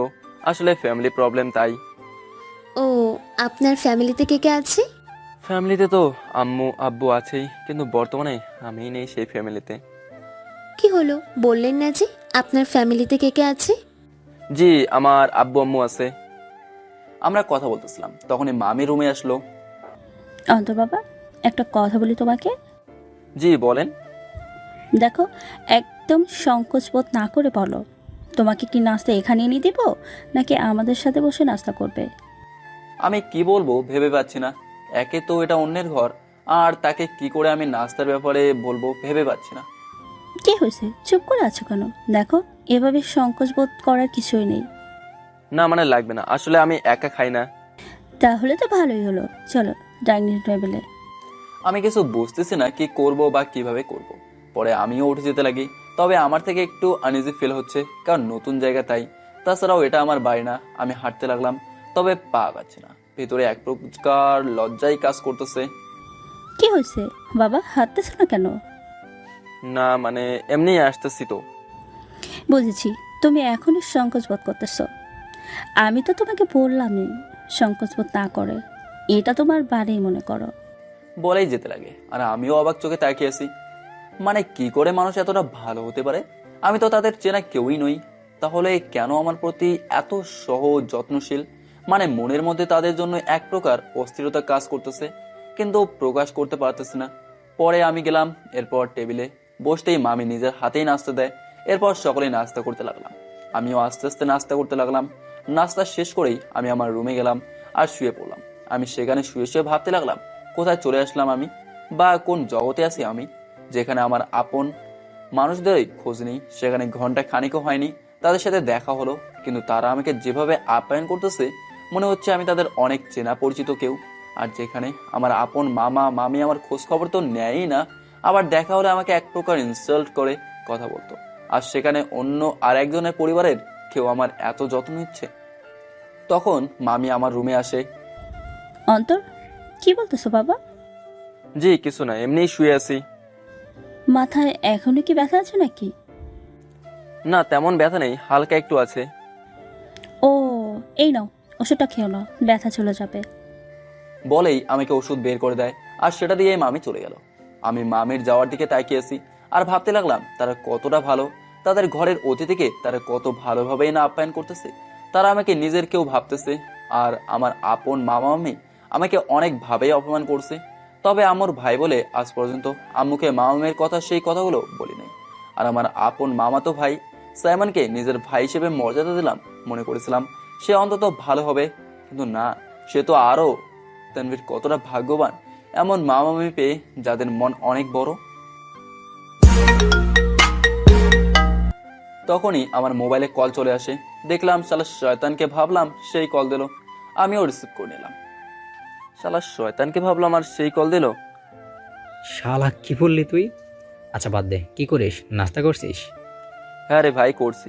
তবে দোস্ত, তুই সত্যি অনেক ভাগ্যবান, এমন মামা মামি পেয়ে। তারা আমাকে কতই না আপ্যায়ন করতেছে, তা বলে বোঝাতে পারবো না। সত্যি তুই খুব লাকি রে ভাই। মামা মামি অনেক ফ্রেন্ডলি বিহেভ করে বেটা, তো একদিন থাক বুঝতে পারবি। তো এখন কি করিস? এই তো দোস্ত শুয়ে আছি, আর কিছু জিনিস ভাবতেছি। কি ভাবতেছিস তুই? আমি এখন পর্যন্ত আমার সিম অন রাখলাম আম্মুর জন্য। মনে করছিলাম সে একবার হলেও কল করে জিজ্ঞাসা করবে আমি সত্যি কি কাজটা করছি কিনা। আমার বিশ্বাস ছিল আম্মু অন্তত আমাকে কল করবে, কিন্তু আমি ভুল প্রমাণিত হলাম। আমি হয়তো ধরেই নিছে আমি সত্যি অপরাধী, আমি সত্যি সেই কাজটা করছি। তাই ডিসিশন নিলাম আমি আমার সিমটাই বন্ধ করে দেব, আর নতুন একটা সিম নেব। কারণ তারা যেহেতু আমাকে তাদের থেকে বাদ করে দিছে, তাদের মন থেকে দূরে সরিয়ে দিছে, তাই আমিও আর তাদের মনে আসতে চাই না, না তাদের কাছে ফিরতে চাই। তারা তাদের মতো করেই থাক, আমি আমার মতো করেই থাকবো। তাদের সাথে আর কোনো যোগাযোগ করবোই না। তারা যেহেতু আমাকে অপরাধী ভেবেই নিছে, তো ঠিক আছে, আমি অপরাধী। তাই আমার সিমটা অফ করে নতুন নাম্বার নেব। দোস্ত এটা করিস না, তারা হয়তো কোনো একটা সমস্যা পড়ে তোর খবর নেয়নি। তাই আর যাই হোক, তাদের ভুল বুঝিস না, তুই ভুল বুঝতেছিস। দোস্ত ভুল না, সঠিক, তাই বললাম। বুঝতে পারতেছি, আমি সিদ্ধান্ত নিয়ে নিছি, সো আমি আমার সিদ্ধান্ত থেকে পেছাবো না। কিন্তু অন্তর, কোনো কিন্তু না, আমি আমার সিদ্ধান্ত নিছি তো নিছি, আর কোনো কথা বলতে চাচ্ছি না। এটাই শেষ কল এই সিম থেকে। এরপর এই সিমে আর কল আসবেও না, না এই সিম থেকে কল যাবে। আমি এখন বের হবো একটা সিম কিনতে, সিম কিনে তোকে কল দিচ্ছি, রাখি বলেই কল কেটে দিলাম। এরপর আমি আমার মোবাইল খুলে সেই সিমটা খুলে ফেলি, যে নাম্বারটা সকলের কাছে ছিল। সেটা খুলে আমি একটা কাগজে মুড়িয়ে ব্যাগে রেখে দেই। এরপর আমি ওয়ালেট নিয়ে রুম থেকে বেরিয়ে যাই আর যেতে লাগি। তখনই দেখলাম তানভীরের মামা আমার সামনে উপস্থিত। কোথায় যাও? জি আসলে আমার মোবাইলটা একটু সমস্যা দিতেছে, তাই একটু মোবাইল সার্ভিসিং এর দোকানে যেতে হবে। আচ্ছা, এখানে কাছে ধারে মোবাইল সার্ভিসিং এর দোকান পাওয়া যাবে? আরে পাওয়া যায় মানে? আর একটা কথা, তুমি আমার ভাগিনার বন্ধু মানে আমারও বন্ধু এক প্রকার। আমাকে আপনি করে না বলিয়ে তুমি করেই বলিও, আর আমাকে নিজের মনে করিও, কেমন? কারণ আমার ভাগিনা আমাকে মামা ডাকে, এখন যদি তার বন্ধু আমাকে আঙ্কেল ডাকতেছে, আবার আপনি করে বলতেছে, জিনিসটা কেমন যেন দেখায় না? তাই বলি আমাকে নিজের মামাই মনে করিও। আর তাছাড়াও আমার বউকে যদি মামি ভাবতে পারো, তাহলে আমাকে মামা ভাবতে অসুবিধা কোথায়? আমার বউকে মামি ডাকা আর আমাকে আঙ্কেল ডাকা জিনিসটা কেমন যেন দেখায় না? আজ থেকে যেন আমি শুধু তোমার মুখ থেকে মামা ডাক শুনি, আর যেভাবে মা ভাগিনের সম্পর্ক হয় আমাদেরও একই রকম সম্পর্ক হবে, বুঝছো? আর চলো, আমি নিয়ে যাচ্ছি তোমাকে মোবাইল সার্ভিসিং দোকানে। আমি তার দিকে তাকিয়ে আছি, কি সুন্দর করে আমাকে কথা বললো তিনি। আমি এই ফ্যামিলিতে এসে বারবার অবাক হচ্ছি। আমি তার দিকে হা করে তাকিয়ে আছি। ওই হা করে দেখিস কি? চল, মামাকে জীবনেও দেখোস নাই নাকি? আমি গাড়ি বের করতেছি, তুই আয়। বলেই মামা যেতে লাগে। আমি কি বলবো বা কি করব, আমি মিয়া পুরাই বেকাল হয়ে গেলাম। আমিও বাইরের দিকে গেলাম, দেখলাম মামা গাড়ি নিয়ে আসছে আর আমাকে ভেতরে যেতে বলতেছে। আমিও গাড়ির ভেতরে গেলাম, আর মামাও গাড়ি চালাতে লাগলো। গাড়ি চালাতে চালাতে একটা মার্কেটের সামনে চলে যায়। মামাও গাড়ি সাইড করে দাঁড়ায়, আর আমিও গাড়ির থেকে বের হয়ে আসি। এরপর মামার সাথে মোবাইল সার্ভিসিং এর দোকানে যাই। আসলে আমার মোবাইলে একটা সমস্যা ছিল, আমার মোবাইলের চার্জিং পয়েন্টে একটু সমস্যা, সেটাই ঠিক করে নিলাম। তার পাশাপাশি একটা সিম কার্ডও কিনে নিলাম। কিরে, সিম কার্ড নিলি যে? আসলে মামা আমার একটা সিম কার্ড লাগতেছে।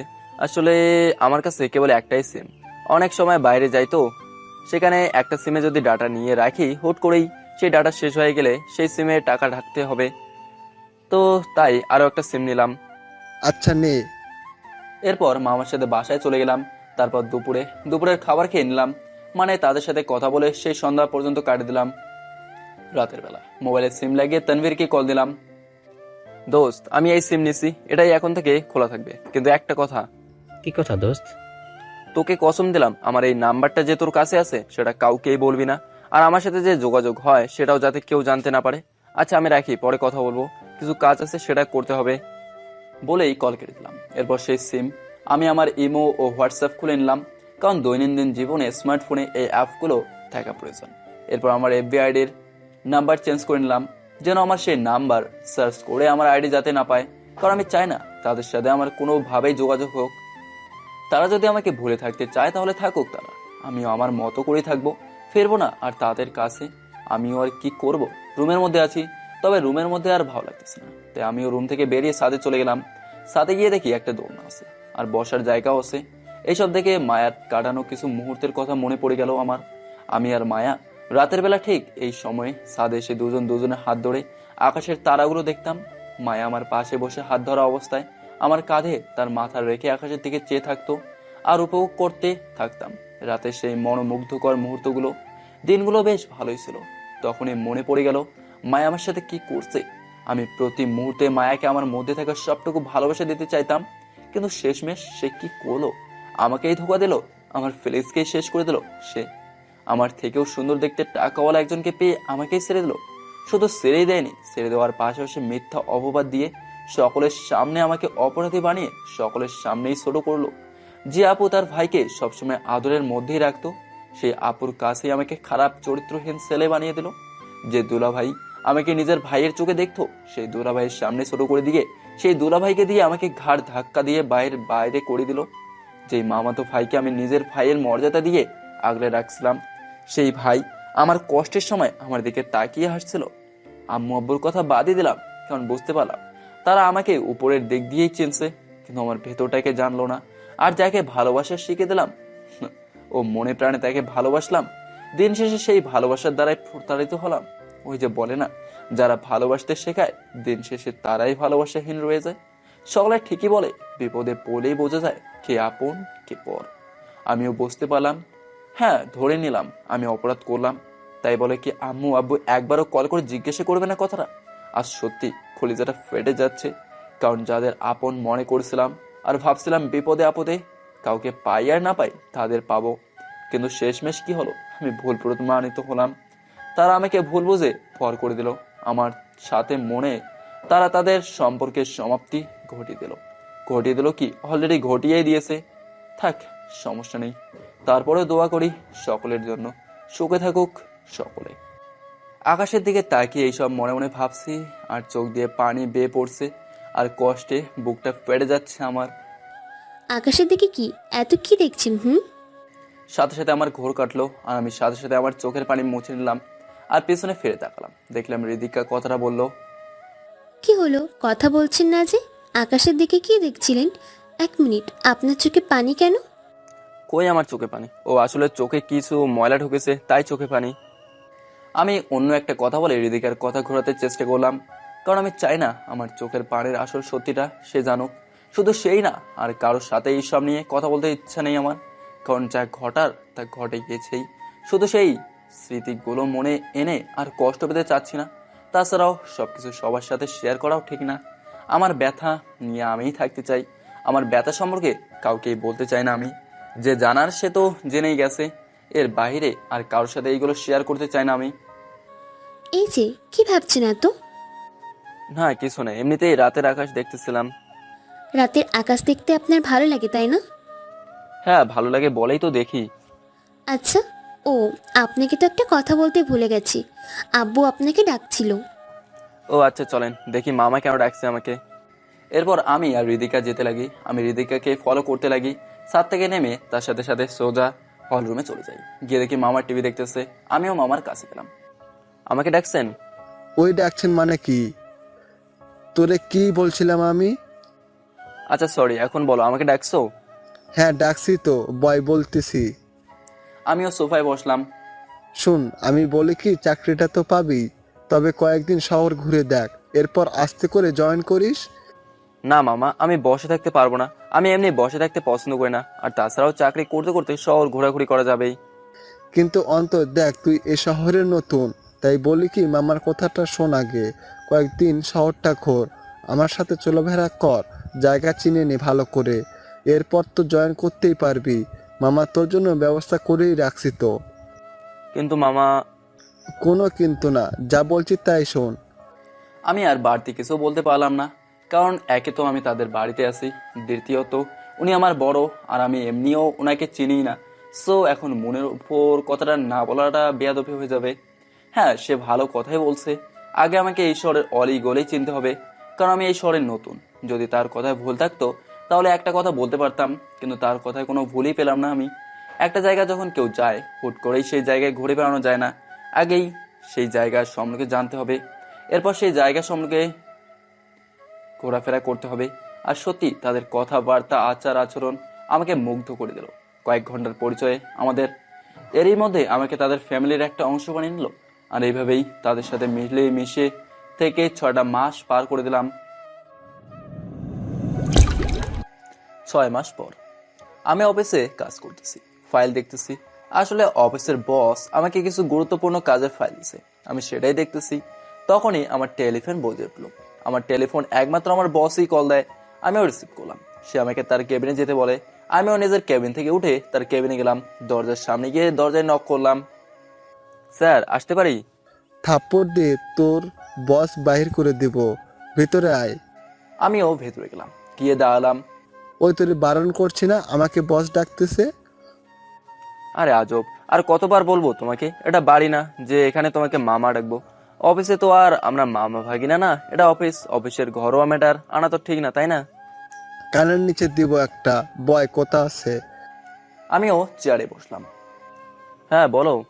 শোন, আমার এক বন্ধুর ছেলের বিয়ে, সে আমাকে আর একটু আগে কল দিয়ে অনেক অনেক রিকোয়েস্ট করেছে সে উপস্থিত হতে। সো আমি চিন্তা করলাম আমরা 4 জন সেখানে যাব। মামা, আমি না গেলে হয় না? না মানে আমার এই সকল ফাংশনে যেতে ইচ্ছে করে না, কেমন যেন আনইজি লাগে। চুপ, যা বলছি তাই শুনবি। কিন্তু মামা। চুপ। এদিকে মামা ধমকাইতেছে, অন্যদিকে অফিসের কিছু স্টাফ ও আমার কিছু কলিগ মজা নিতেছে। মামা, আমার একটু ইজ্জত রাখো, এভাবে অফিসে তো চিল্লাইও না। তোকে এখানে চেঁচাবো না তো কোথায় চেঁচাবো শুনি? বাসায় তো তোর মামির জন্য কিছুই করতে পারি না, এখানে সুযোগ পাই চেঁচানো, তাই আমি সুযোগে সদ্ব্যবহার করি আর কি। ভালা, বহুত ভালা, আমার মতো নিরীহ একটা ছেলে পাইয়া এটাই তো করবা। আচ্ছা বাদ দাও, আচ্ছা যাবা কোন দিন? কি আর বলবো রে, সে আমার রিকোয়েস্ট করছে যে করে হোক কালকেই উপস্থিত হতে। সে নাকি খুবই একা হয়ে আছে আর বিয়ের কাজ একা সামলাতে পারবে না, তাই বলছি আজকেই রওনা দিব। আর যাই হোক, ছোটবেলার বন্ধু তো, তাই চিন্তা করতেছি আজকেই রওনা দিব। আচ্ছা ঠিক আছে, তবে মামা একটা কথা বলি। বল। না মানে বলতে চাচ্ছিলাম, তুমি গেলে অফিসটাও তো কেউকে সামলাতে হবে, তাই না? তাই বলি কি আমি থাকি? হা হা হা হা। আর কিছু? তুইও যাবি মানে যাবি, আর অফিস সামলানোর জন্য ম্যানেজার তো আছেই, তাকে বুঝিয়ে দেব। আর কথা বলিস না, আমি ম্যানেজারকে ডেকে এনে তাকে তার দায়িত্ব বুঝিয়ে দিচ্ছি, তারপর একসাথে বাড়ি যাব। ততক্ষণে তুই গিয়ে তোর কাজটা কিছুটা করে ফেল। আচ্ছা মানে নিবা তো নিবাই, মিস নেই, তাই তো? হা হা হা। হ্যাঁ, এবার যা। আমিও উঠে গেলাম আর গিয়ে আমার ক্যাবিনে চলে গেলাম। তাদের সাথে থেকে সত্যি আমার দিনগুলো বেশ ভালোই কাটতে লাগলো। মানে আমার জীবনে যে অনেক খারাপ একটা অতীত আছে, সেটা তাদের মায়া মমতা ভালোবাসার জন্য আমি ভুলেই যাই। মামা মামি আমাকে যথেষ্ট আদর করে, আমার খেয়াল রাখে। আর একটা কথা আছে না, হৃদিকা, সেটা তো ভাইসা প্যারাও দেয়, আবার আমার খেয়াল রাখতেও পিছু হাঁটে না। মানে তাদের সাথে আমি এখন পুরোপুরি ভাবেই মিশে গেছি। আমি তাদের সাথে থাকলে আমার যে অতীতে কিছু হয়েছিল সেটা ভুলেই যাই। এখন তো আর বাসার কারো কথাই মনে পড়ে না। না মানে মনে পড়ে না যে এটাও না। আর যাই হোক, আম্মু আব্বুকে মিস করি, কিন্তু আম্মু আব্বুর যে আদর যত্ন আছে সেটা মামা মেয়ে আমাকে যথেষ্টই দিচ্ছে। আমিও বেশ সুখেই আছি। আর থ্যাঙ্কস টু তানভীর, যে কিনা আমাকে খারাপ সময় একা ছেড়ে না গিয়ে বরং পাশে দাঁড়ায় ও এদের সাথে মিলিয়ে দেয়। এইসব ভাবছি, তখনই আমার অফিসের এক কলিগ আসলো। কিরে মামা, তোর বসে কিসের এত ঝাড়ি দিচ্ছে? নাকি তোর বিয়ের ব্যবস্থা করছে? আর কিছু? তাহলে কিসের জন্য বস খেপেছে তোর ওপর? ভাই হুদাই আমার মতো নিরীহ একটা ছেলেকে পেয়ে তারা অত্যাচার শুরু করে দিছে আর কি। আচ্ছা বাদ দেন, শোনো, কয়েকদিনের জন্য হাওয়া হচ্ছে অফিস থেকে। কেন? আরে ভাই, বিয়েতে যামু। কার বিয়ে? আরে মামার কোন বন্ধুর ছেলের বিয়ে, আমরা সেখানেই যাব। আসলে ভাই বিশ্বাস কর, আমার যাওয়ার কোনো ইন্টারেস্টই নাই। হুদাই ঝামেলায় গিয়ে লাভ আছে? যদি অফিসের বস মামা না হতো, না তাহলে বসরে দিয়ে আমার যাওয়া ক্যান্সেল করতাম। কিন্তু আমার যে ভাগ্য, শালা আমার মামাই আমার অফিসের বস, আর তার কাছে তো আর কোনো বাহানা করা যাবে না। দোস্ত, আমার না এই ফ্যামিলি ফাংশনগুলো ভালোই লাগে না, কিন্তু মামা আমাকে জোর করে নিতেছে। এখন কি করতাম বল? কি আর করবি, যা মজা কর। মামা, পারলে আমার জন্য কিছু সুন্দরী নাম্বার নিয়ে আসিস। শালা শেষরা, দূর হ আমার চোখের সামনে থেকে। আমার কাজ করতে দে। পরে বস এসে যদি দেখে আমি ফাঁকিবাজি করতেছি, সেও আবার সুযোগ পেয়ে যাবে আমাকে ঝাড়ি দেওয়ার। আচ্ছা মামা, কাজ কর। বলেই চলে গেল, আর আমিও কিছুক্ষণ ফাইল নিয়ে চেক করতে লাগলাম। কিছুক্ষণ পরে মামা আসে, আর আমিও উঠে মামার সাথে যেতে লাগি। এরপর মামা গাড়ি নিয়ে সোজা বাসায় গিয়ে আমি আমার রুমে যাই, একটু ফ্রেশ হয়ে নিলাম। ফ্রেশ হয়ে বেরিয়ে দেখি হৃদিকা আমার রুমে উপস্থিত। জি, কি চাই? কি চাই মানে? তোমার রুম বলে কি আসতে পারবো না নাকি? না, আসতে পারবা না যে সেটা বলি নাই, কিন্তু যেভাবে আছো মনে হচ্ছে কিছু তো একটার জন্য আসছো তুমি। আরে না, এমনি আসি। মানে আমাকে 1000 টাকা দাও তো থাকলে। আমি জানতাম এই হৃদিকা স্টাইলে থাকার পিছনে কিছু না কিছু চাওয়ার আছেই। আমার থেকে টাকা নাই, মায়া আমার থেকে নিয়ে নাও। দিবা কিনা সেটা বলো। নেহি, কেটে পড়ো এখান থেকে। আচ্ছা ঠিক আছে, তাহলে আমি ওই ছবিটা এফবিতে দিচ্ছি। কোন ছবি? এই যে দেখো, কি সুন্দর ছবি না এটা? হৃদিকা বলেই আমাকে তার মোবাইলে একটা ছবি দেখায়। ছবিটা দেখেই আমার পুরাই হোশ উড়ে গেল, কারণ ছবিটা এমন একটা ছবি যা আমাকে মামা মামির সামনে জোকার বানিয়ে দিতে পারে। আসলে একদিন সকালে আমি ঘুমাচ্ছিলাম, সেই সুযোগে হৃদিকা এক অকাম করছে। আমার ঘুমন্ত অবস্থায় সে ডাইরেক্ট আমার মুখে মেকআপ করে বসে। এরপর আমিও ঘুম থেকে উঠে ফ্রেশ হতে গেলাম। বাথরুমে নিজেকে আয়নার সামনে দেখে নিমেষেই ভয় পেয়ে গেছি, কারণ হুট করেই এক অদ্ভুত চেহারা আয়নার সামনে ভেসে ওঠে। আমার তো ডাইরেক্ট কলিজায় প্রায় বের হয়ে গেছে। পরে যখন খেয়াল করলাম, তখন দেখলাম আমার মুখে মেকআপ করে আমাকে পুরাই জোকার বানিয়ে দিছে।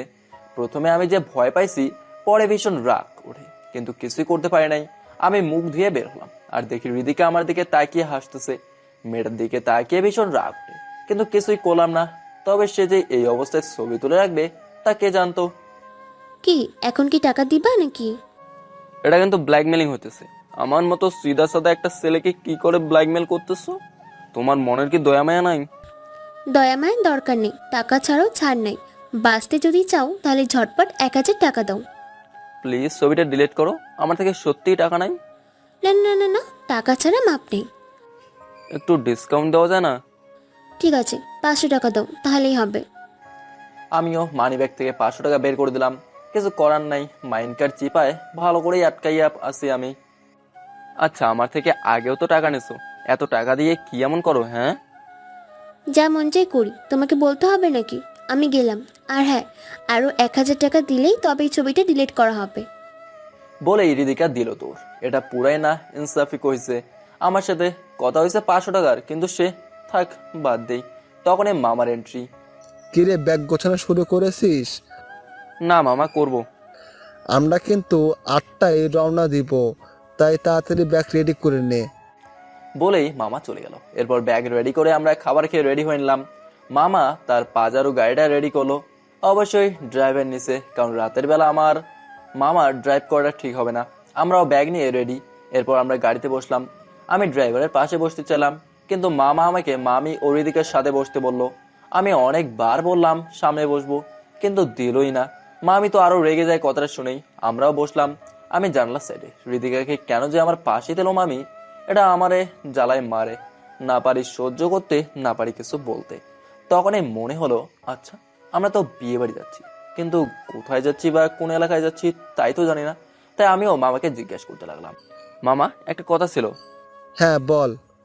মামা, আমরা তো বিয়ে বাড়িতে যাচ্ছি তা মানলাম, কিন্তু কোন এলাকায় বা কোন শহরে যাচ্ছি তাই তো জানি না।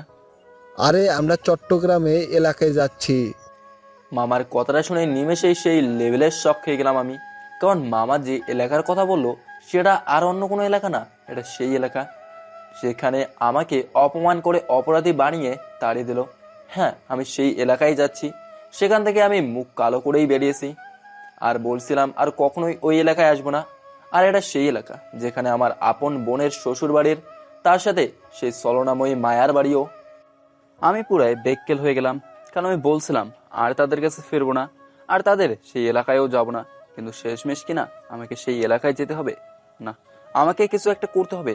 আমি সেই এলাকায় যেতে পারবো না। না, তাদের মুখ দেখতেও আগ্রহী আমি। আমার মাথা খাটাতে লাগলাম, কারণ যে করেই হোক আমার সেখানে যাওয়া আটকাতেই হবে। ঠিক তখনই মোবাইলটা বের করে ইচ্ছা করে রিংটোন বাজিয়ে দিলাম, আর মোবাইলটা সকলের সামনে বের করে রিংটোন অফ করে সিরিয়াস মোডে কথা বলতে লাগলাম। হ্যালো, হ্যাঁ বল, কি বলতেছিস তুই? কখন, কিভাবে হয়েছে? কিরে, কি হয়েছে? মামা, আমার এক পরিচিত বড় ভাই নাকি অ্যাক্সিডেন্ট করছে। এখন আমাকে সেখানে যেতে হবে। কি বলতেছিস তুই? কিভাবে অ্যাক্সিডেন্ট করছে? তা তো গেলেই বুঝতে পারবো মামা। আমার সেখানে যাওয়া খুবই জরুরি। তোমরা এক কাজ করো, তোমরা চলে যাও, আমি না হলে সেই বড় ভাইয়ের বাসায় থেকে যাব। বলেই আবার মোবাইলে কথা বলার নাটক শুরু করলাম। হ্যাঁ, আমি আসতেছি, চিন্তা করিও না। আমি আর কিছু বলতে যাব, তখনই এবার সত্যিকারের আমার মোবাইলে কল আসছে।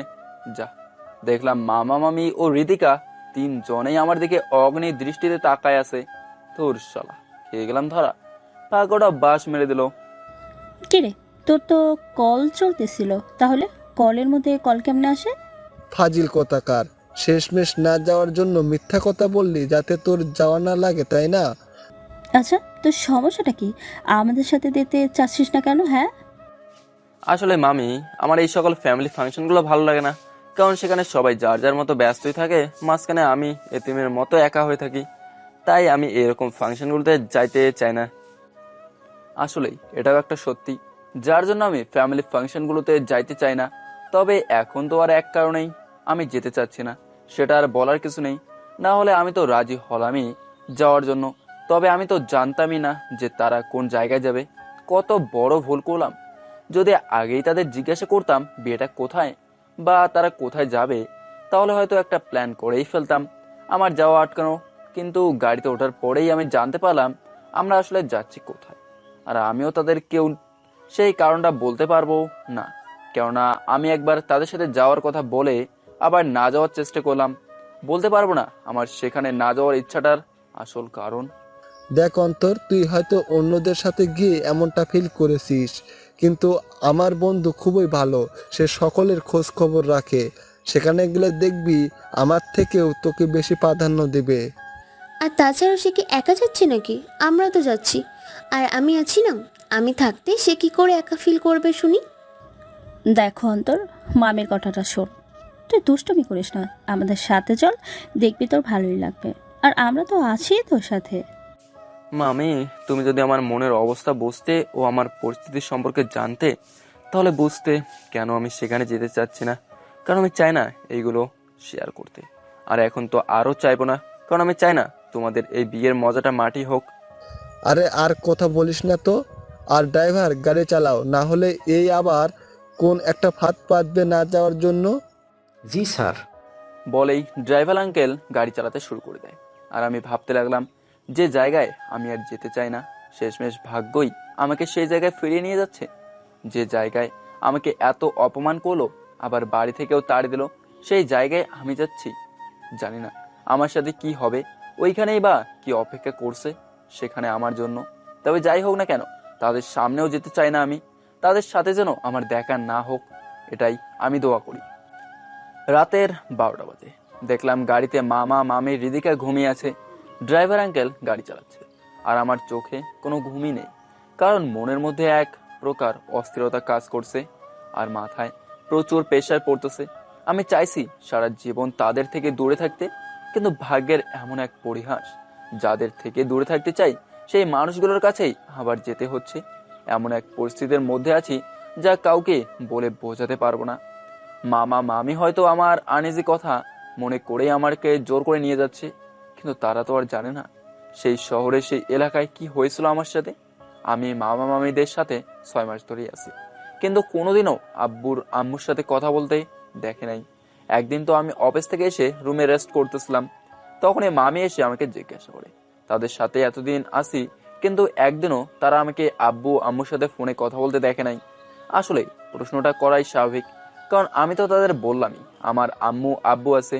আমি মিথ্যা কথা বললাম, তাদের বললাম আম্মু আব্বু গ্রামে থাকে, আর সেখানে নেটওয়ার্কের অনেক সমস্যা, তাই খুব কমই কথা হয় তাদের সাথে। এটা বলেই বুঝিয়ে দিলাম।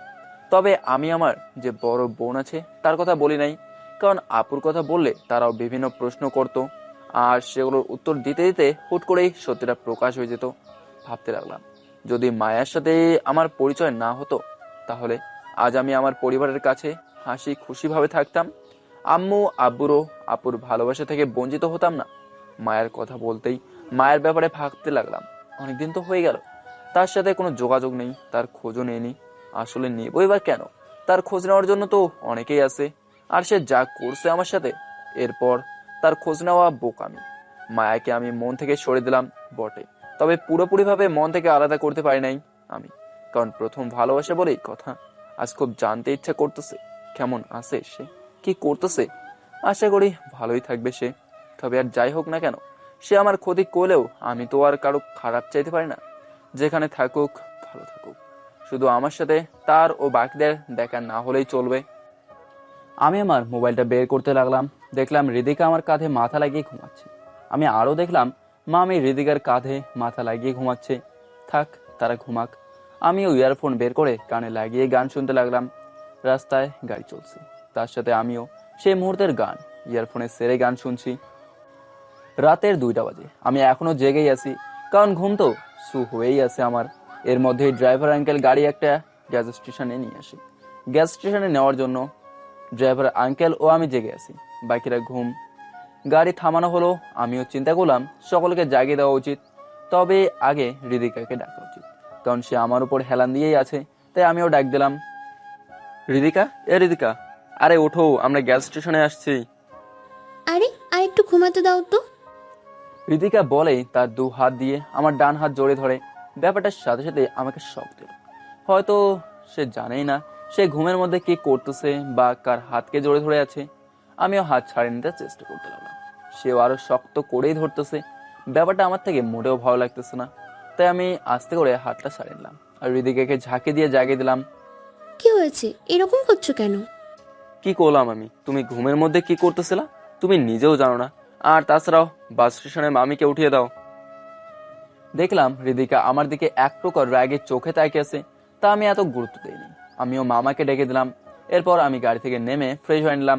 দেখলাম মামা, মামি ও হৃদিকা ড্রাইভার আঙ্কেল রেস্টুরেন্টের ভেতরে গেল। আমিও রেস্টুরেন্টে গেলাম, আর সেখানে গিয়ে মামার পাশে বসলাম। মামির ডান পাশে মামা বসছে, বাম পাশে হৃদিকা, আর আমি মামার পাশে বসলাম। কি খাবা? অর্ডার দাও। মামা, আমি অনলি চা, আর কিছুই খাবো না। ওই খাইছোস না? নাহলে গাড়িতে ঘুম আসবে না। আরে মামি চিল, আমার অভ্যাস আছে, আর না খেলে মাথা ফুল হ্যাং হয়ে যাবে। আর চা পাগলারে যদি বলো চা না খাইতে, বেচারা তো মরেই যাবে। ঠিক আছে, খা, তুই কিছু বলবো না। এরপর আমরা সকলে হালকা পাতলা নাস্তা করে নিলাম, আর চা তো খাবোই, সেটা মিস আছে নাকি। এরপর চা নাস্তা শেষ করে আমরা গাড়ির দিকে যেতে লাগি। তখনই মনে পড়লো গাড়ির কাহিনী, তাই আমি মামার কাছে চলে যাই। মামা, তুমি তো দেখি আনরোম্যান্টিক পারসন। কেন রে?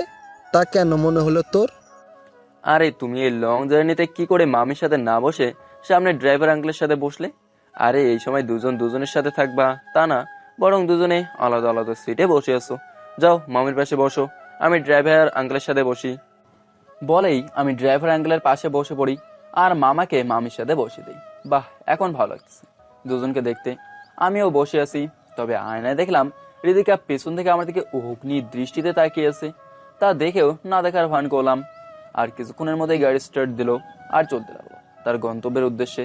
গাড়ি চলছে আপন গতিতে, আর আমার থেকেও বেশ ভালোই লাগতেছে। তাই ইয়ারফোনটা বের করে আমার মোবাইল লাগিয়ে নিলাম, আর যখন গান ছাড়তে যাব তখনই হৃদিকা ডাক দিল। তোমার ইয়ারফোনটা দাও তো। কেন, তোমারটা কোথায়? খুঁজে পাচ্ছি না, ইয়ারফোনটা দাও। আচ্ছা নাও। বলেই আমার ইয়ারফোনটা দিয়ে দিলাম হৃদিকাকে, আর সেও মোবাইল বের করে তার কানে গুজিয়ে নিল আমার ইয়ারফোন। কি আর করব, বসে আছি আর বোরিংও লাগতেছে। স্থিরভাবে বসে থাকতে থাকতে কখন যে ঘুম চলে আসছে তাও জানা। অন্তর, এই অন্তর উঠ, আমরা পৌঁছে গেছি তো। মামির কথা শুনে আমি লাফিয়ে উঠে দেখি গাড়ির মধ্যে কেউই নেই। মামি আমাকে দরজা দিয়ে রাখতেছে। আমি পিছন ফিরে দেখলাম ড্রাইভার আঙ্কেল ব্যাগ বের করতেছে। আমিও নেমে যাই আর আঙ্কেলকে ব্যাগ বের করতে সাহায্য করতে লাগি। আরে আরে, করিস কি তুই? কি করতেছি মানে? ব্যাগ নিচ্ছি। ব্যাগ আমি দিচ্ছি তো। তোর কথা বলিও না তো, একা কটা ব্যাগ নিবা, আমিও কিছু নেই, আর কথা বাড়াইও না। বলেই আমিও কিছু ব্যাগ নিয়ে নিলাম। আর যাই হোক, তার উপর এত বোঝা চাপাবো কেন, সেও তো একটা মানুষ। আমিও ব্যাগ নিয়ে যেতে লাগি। যখনই বাড়িটা দেখলাম তখনই আমার এই বাড়িটা আমার চেনার বটে, কারণ এই বাড়ি থেকে 9টা বাড়ি আগেই আপুর শ্বশুর বাড়ি। আমার তো হুশই উড়ে গেল। যদি এই বাড়ির লোকরা আমার পরিচিত হয় বা তারা আমাকে যদি চিনে থাকে, তাহলে তো পুরাই মারা খাওয়া যাব। আমি ব্যাগ নিয়ে আগাচ্ছি বটে, তবে আমার পা আগাতে চাচ্ছে না। মনে বারবার ভয় কাজ করতেছে, কারণ আমি চাই না সেই মানুষগুলো চোখের সামনে পড়তে, যারা আমাকে 6 মাস আগে বাড়ি থেকে বের করে দিয়েছিল। আর যদি এই বাড়ির কেউ আমাকে একবার চিনতে পারে, তাহলে শিওর আমি সেই মানুষগুলোর সামনে পড়বই। কিন্তু সেটা আমি চাই না। আল্লাহ বাঁচাও আমাকে, আমি তাদের সামনে যেতে চাই না। আর প্লিজ আমার সত্যিটা যেন মামা, মামি ও হৃদিকারা জানতে না পারে। আমি বাড়িটা দেখলাম বাড়িটা 2 তলা বাড়ি, সাথে বিশাল বড়। আমিও হাঁটতেছি, তখনই মামি বাড়ি থেকে বেরিয়ে আসে। কিরে, এতক্ষণ লাগে আসতে? তাড়াতাড়ি আয়। জি মামি, আসতেছি বলেই আমিও হাঁটতে লাগি, কিন্তু আমার হাত পা কাঁপতেছে। তারপরে কোনো মতে ভেতরে প্রবেশ করি। সেখানে দেখি একজন লোক মামার সাথে দাঁড়িয়ে হেসে হেসে কথা বলতেছে। আমি এক সাইডে দাঁড়াই আছি। হৃদিকাও আমার ইয়ারফোন কানে দিয়ে আমার দিকে অগ্নি দৃষ্টিতে তাকিয়ে আছে। এরপর মামা সেই লোকটাকে নিয়ে আমাদের কাছে আসে। অন্তর, আমার যে বন্ধুর কথা বলছিলাম, এ হচ্ছে সে আমার বন্ধু মনসুর, আর এ হচ্ছে আমার একটা ভাগিনা অন্তর। আসসালামু আলাইকুম। ওয়ালাইকুম আসসালাম, কেমন আছো? জি আলহামদুলিল্লাহ ভালো, আপনি কেমন আছেন? আমিও আল্লাহর রহমতে ভালো আছি। তোমরা জার্নি করে আসছো, চলো তোমাদেরকে রুম দেখিয়ে দেই, কালকে কথা হবে তোমাদের সাথে। পরে আমাকে একটা রুমে নিয়ে যায়, আর আমিও ব্যাগ সাইডে রেখে হেলিয়ে পড়ি। সকালবেলা বাসায় লোকজনের আওয়াজ শুনে ঘুমটা ভেঙে গেল। দেখলাম 9টা বাজে। এরই মধ্যে দেখি মামাও রুমে আসছে। কিরে, উঠবি না নাকি? নাস্তা রেডি, তাড়াতাড়ি ফ্রেশ হয়ে আয় বলেই চলে গেল। আর আমিও ব্যাগ থেকে ব্রাশ বের করে ফ্রেশ হতে চলে গেলাম। ফ্রেশ হয়ে এসেই চলে গেলাম আমি হল রুমে গিয়ে দেখি সেখানে মামা, মামি, হৃদিকা ও একটা ছেলে আর একজন মহিলা উপস্থিত। মনে হয় ছেলেটা সেই আঙ্কেলটার ছেলে, আর মহিলাটা হচ্ছে সেই আঙ্কেলের বউ। মামা আমাকে দেখে টেবিলে আসতে বলে, আমিও গিয়ে বসলাম। এরপর নাস্তা দেওয়া হয়। কিরে সৌরভ, তোর বোন এখনো ওঠে নাই? উঠে যেত আব্বু, আমি ডেকে উঠে আসছি, সেও ফ্রেশ হতে চলে যায়। আরে যাবেও, তোমরা খেতে থাকো না। আরে সকলে একত্রে নাস্তা করাটা ভালো, কেউ এখন কেউ পরে খেলে সেটা ভালো দেখায় নাকি?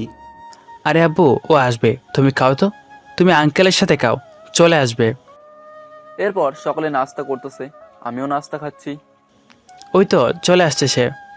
বলতেই সকলে সিঁড়ির দিকে তাকায়, আমিও তাকালাম। সিঁড়ির দিকে তাকিয়ে তো আমার চোখ বড় বড় হয়ে গেল, কারণ মেয়েটাকে আমি চিনি। মেয়েটার নাম হচ্ছে মুন্নি, আর সবচেয়ে ভয়ের কথা হলো সেও আমাকে চেনে। আমি মুন্নিকে দেখে মাথা নিচু করে বসে আছি, তবে আড়াল চোখে আমি দেখতে লাগলাম মুন্নিও সোজা টেবিলে এসে বসে, আর সে বসতেই তাকে নাস্তা দেওয়া হয়, আর আমিও চুপচাপ মাথা নিচু করে খেতে লাগি। কে রে, এত লেট কেন? দেখিস নাই বাসায় মেহমান আসছে? সরি ভাইয়া, আসলে একটা কল আসছিল কলেজ থেকে, তাই কথা বলতেছিলাম, তাই লেট হয়েছে। মুন্নিমা, তোমার পড়াশোনা কেমন চলছে? এই তো আঙ্কেল, ভালোই চলতেছে।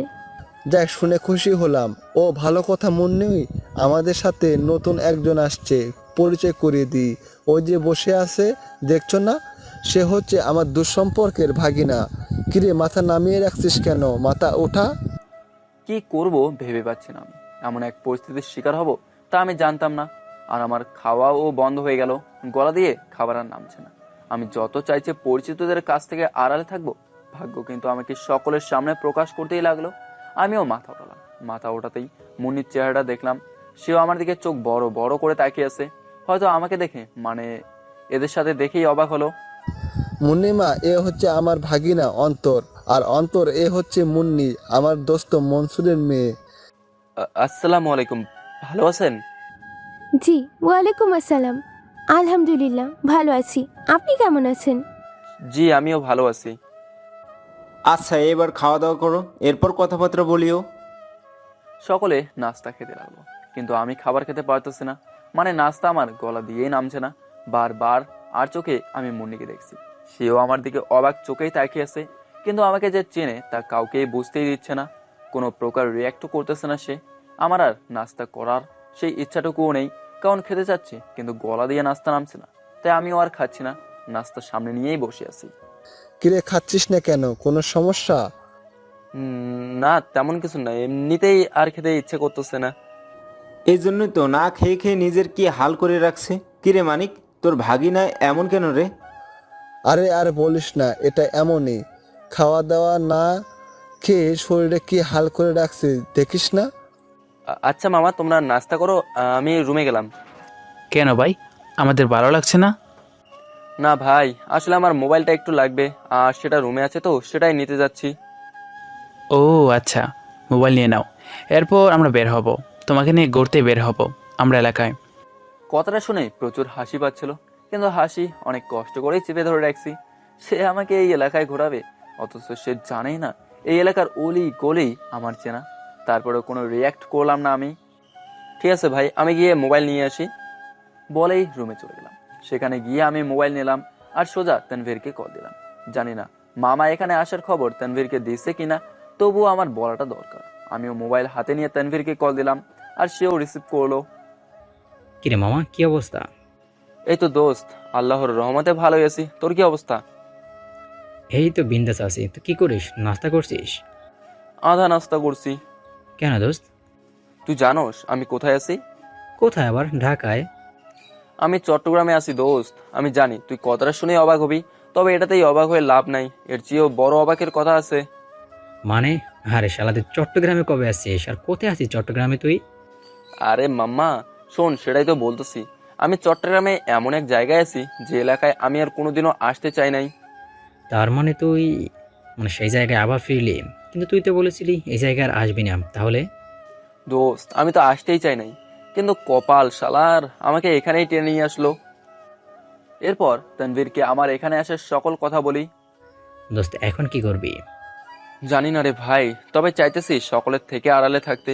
কিন্তু দোস্ত আমার কপালটা এতটাই পোড়া যে বাড়িতে আসলাম, সেই বাড়ির একজন আমার পরিচিত, মানে সে আমাকেও ও আমিও তাকে চিনি। কে সে? তোকে মুন্নির কথা বলছিলাম না, সে।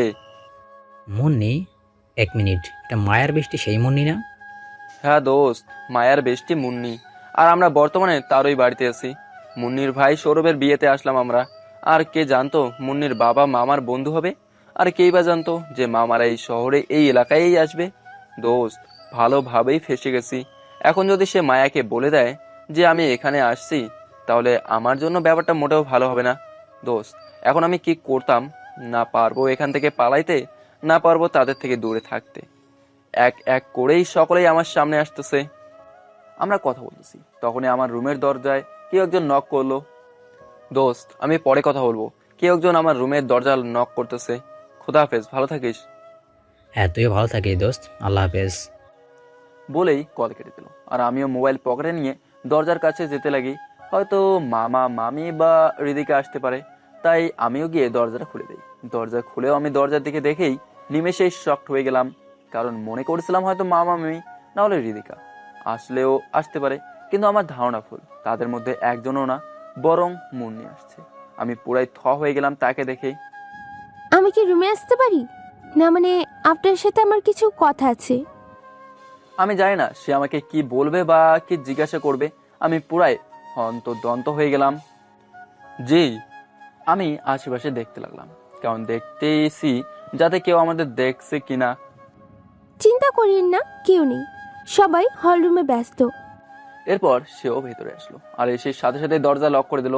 মুন্নির দরজা লক করা দেখে আমার মনে ভয় কাজ করতে লাগলো।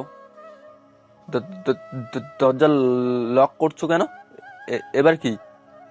দেখেন ভাইয়া, আমি জানি আপনি কি মনে করতেছেন, কিন্তু ভাইয়া ভয় পাইয়েন না। আমি কোনো খারাপ উদ্দেশ্যে দরজা বন্ধ করি নাই। আমি দরজা লক করার কারণ হচ্ছে যেন কেউ হুট করে রুমে না ঢুকে পড়ে, সাথে আমি যে আপনার রুমে আছি তা যেন না জানে। আপনি রিল্যাক্স হন ভাইয়া।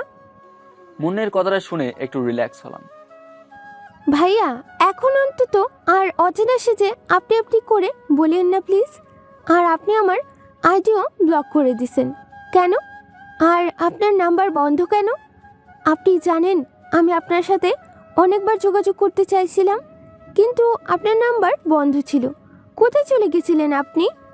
অনেক দূরে চলে যেতে চাইছিলাম, যাতে আর এই এলাকার মানুষগুলোর মুখ দেখে না হয়, কিন্তু ভাগ্যর কর্মে আবার এখানেই চলে আসলাম। তাছাড়া আমার সকল চেনা জানা মানুষকে আমার আইডিতে ব্লক দিয়ে রাখছি, আর সেই নাম্বারটাও অফ করে দিছি সারা জীবনের জন্য, যেন কেউই আমাকে খুঁজে না পায়। কিন্তু তুমি আমার সাথে যোগাযোগ করতে চাইছিলে কেন? কারণ আপনি আমাকে বোনের মর্যাদা দিচ্ছেন। যখন কোনো বোন তার ভাইয়ের খারাপ খবর শুনে তখন সে কি করে স্থির থাকে? আমার আপন বোনই আমাকে চিনল না, বুঝলো না, তাহলে বাকিদের থেকে কি আশা করতাম? আর সেখানে যার জন্য আমি সকলের কাছে খারাপ হলাম, সেই মানুষের বেষ্টি থেকে তো আশা করা আরো বোকামি। ভাইয়া, আপনি এই কথাটা বলতে পারলেন? হ্যাঁ জানি, মায়া যা করেছে তা অনেক জঘন্যতম অন্যায় করেছে, কিন্তু আমি তার ওই কাজে তার সাথে ছিলাম না, না তার সঙ্গেও ছিলাম। একদিন সকালবেলায় মায়ার সাথে দেখা করতে আপনার বোনের শ্বশুর বাড়িতে যাই। সেখানে আমি তাকে খুঁজতে লাগি। পরে আপনার আপুকে জিজ্ঞাসা করে দেখি, আর আপু বলে সে নাকি ছাদে আছে। আমিও ছাদে যেতে লাগি, আর আমিও যেতে লাগি। ছাদের কাছে যেতেই আমি কথা বলার আওয়াজ পাই। আমি মনে করছিলাম হয়তো আপনি মায়ের সাথে আছেন, তাই আর ডিস্টার্ব করলাম না। কিন্তু দেখলাম সেখানে মায়া আর একটা ছেলের হাত ধরে কথা বলতেছে। বিষয়টা সত্যি আমাকে অবাক করে দিল। এরপর মায়ের কথাটা শুনে আমি পুরাই নিস্তব্ধ হয়ে গেলাম। দেখলে তো কি করে খুব সহজেই আমি অন্তরকে আমাদের দুজনের পথ থেকে সরিয়ে দিলাম। কথাটা শুনে আমি নিমিষেই অবাক হয়ে গেলাম। মানে অন্তর ভাইয়াকে দুজনের পথ থেকে সরিয়ে দিল? মানে কোন দুজনের? আর মায়াকে আবল তাবল বলছে। এরপর আমি আরো কথা শুনলাম। দেখলে তো, সোজা জীবন থেকে না, ডাইরেক্ট বাড়ি থেকে পার্মানেন্ট বের করে দিলাম। আমাকে চোর মারছে, তাই না? মনে করেছিলাম এমনি তার সাথে ব্রেকআপ করে নেব, কিন্তু সে আমাকে চোর মারছে। তার কত বড়! আমার মাথা পুরাই গরম হয়ে গেল, কারণ সে কি করে আমার গায়ে হাত দিচ্ছে আমি ব্যাপারটা মোটেও মেনে নিতে পারিনি। তাই মাথা খাটাতে লাগলাম, আর মাথায় দারুণ একটা বুদ্ধি আসে। আমি সাথে সাথে দাঁড়িয়ে ডাইরেক্ট দরজা বন্ধ করে দিলাম। এরপর নিজের জামা কাপড় ছিঁড়ে চিৎকার করতে লাগলাম। ব্যাস, বাকিরা আসে, আর আমাকে এই অবস্থায় দেখে তারা ভেবে নিয়েছে সেই ছেঁচড়াটা আমার সাথে কিছু একটা করতে চেয়েছে। পরে তার নিজের বোনই তাকে চড় মারে। উফ, জানো না কি ভালো লাগলো জিনিসটা দেখে। সে আমাকে চড় দিয়েছিল, আর আমি তাকে তার বোনের হাতে চড় খালাম, সাথে অনেক ঝাড়িও। আর সব শেষে ভাইয়ার হাতে তাকে ডাইরেক্ট বাড়ি থেকে তাড়িয়ে দিলাম। বিশ্বাস করবেন না ভাইয়া, কথা শুনে আমার ভাবতেই অবাক লাগতেছিল। এর মতো নষ্টামে আমার বেস্টি। সাথে সাথে আমিও তাদের সামনে চলে যাই। মায়া আমাকে দেখে অবাক হয়। সে আমাকে কিছু বলতে যাবে, সাথে সাথে গালে একটা চড় লাগিয়ে দিই। আর এই নষ্টামের সাথে সেই দিনই আমার বন্ধুত্ব শেষ করে দিই, আর বলে আসি কোনোদিনও যেন আমার সাথে কথা বলতে না আসে। আর সেখান থেকে সোজা বাড়িতে চলে আসি। কারণ আর যাই হোক, ওর মতো নষ্টামে কোনোদিনও কারো বন্ধু হতে পারে না।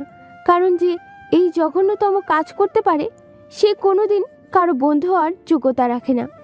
আমি বাসায় এসে অনলাইনে ঢুকি, আর দেখি আপনি আমাকে ব্লক দিয়ে রাখছেন। আমি হোয়াটসঅ্যাপ, ইমোতেও নক দিই, কিন্তু রিপ্লাই পাইনি। পরে নাম্বারেও কল দিই, সেটাও বন্ধ। কি করে পারলো আপনার সাথে এমনটা করতে সে?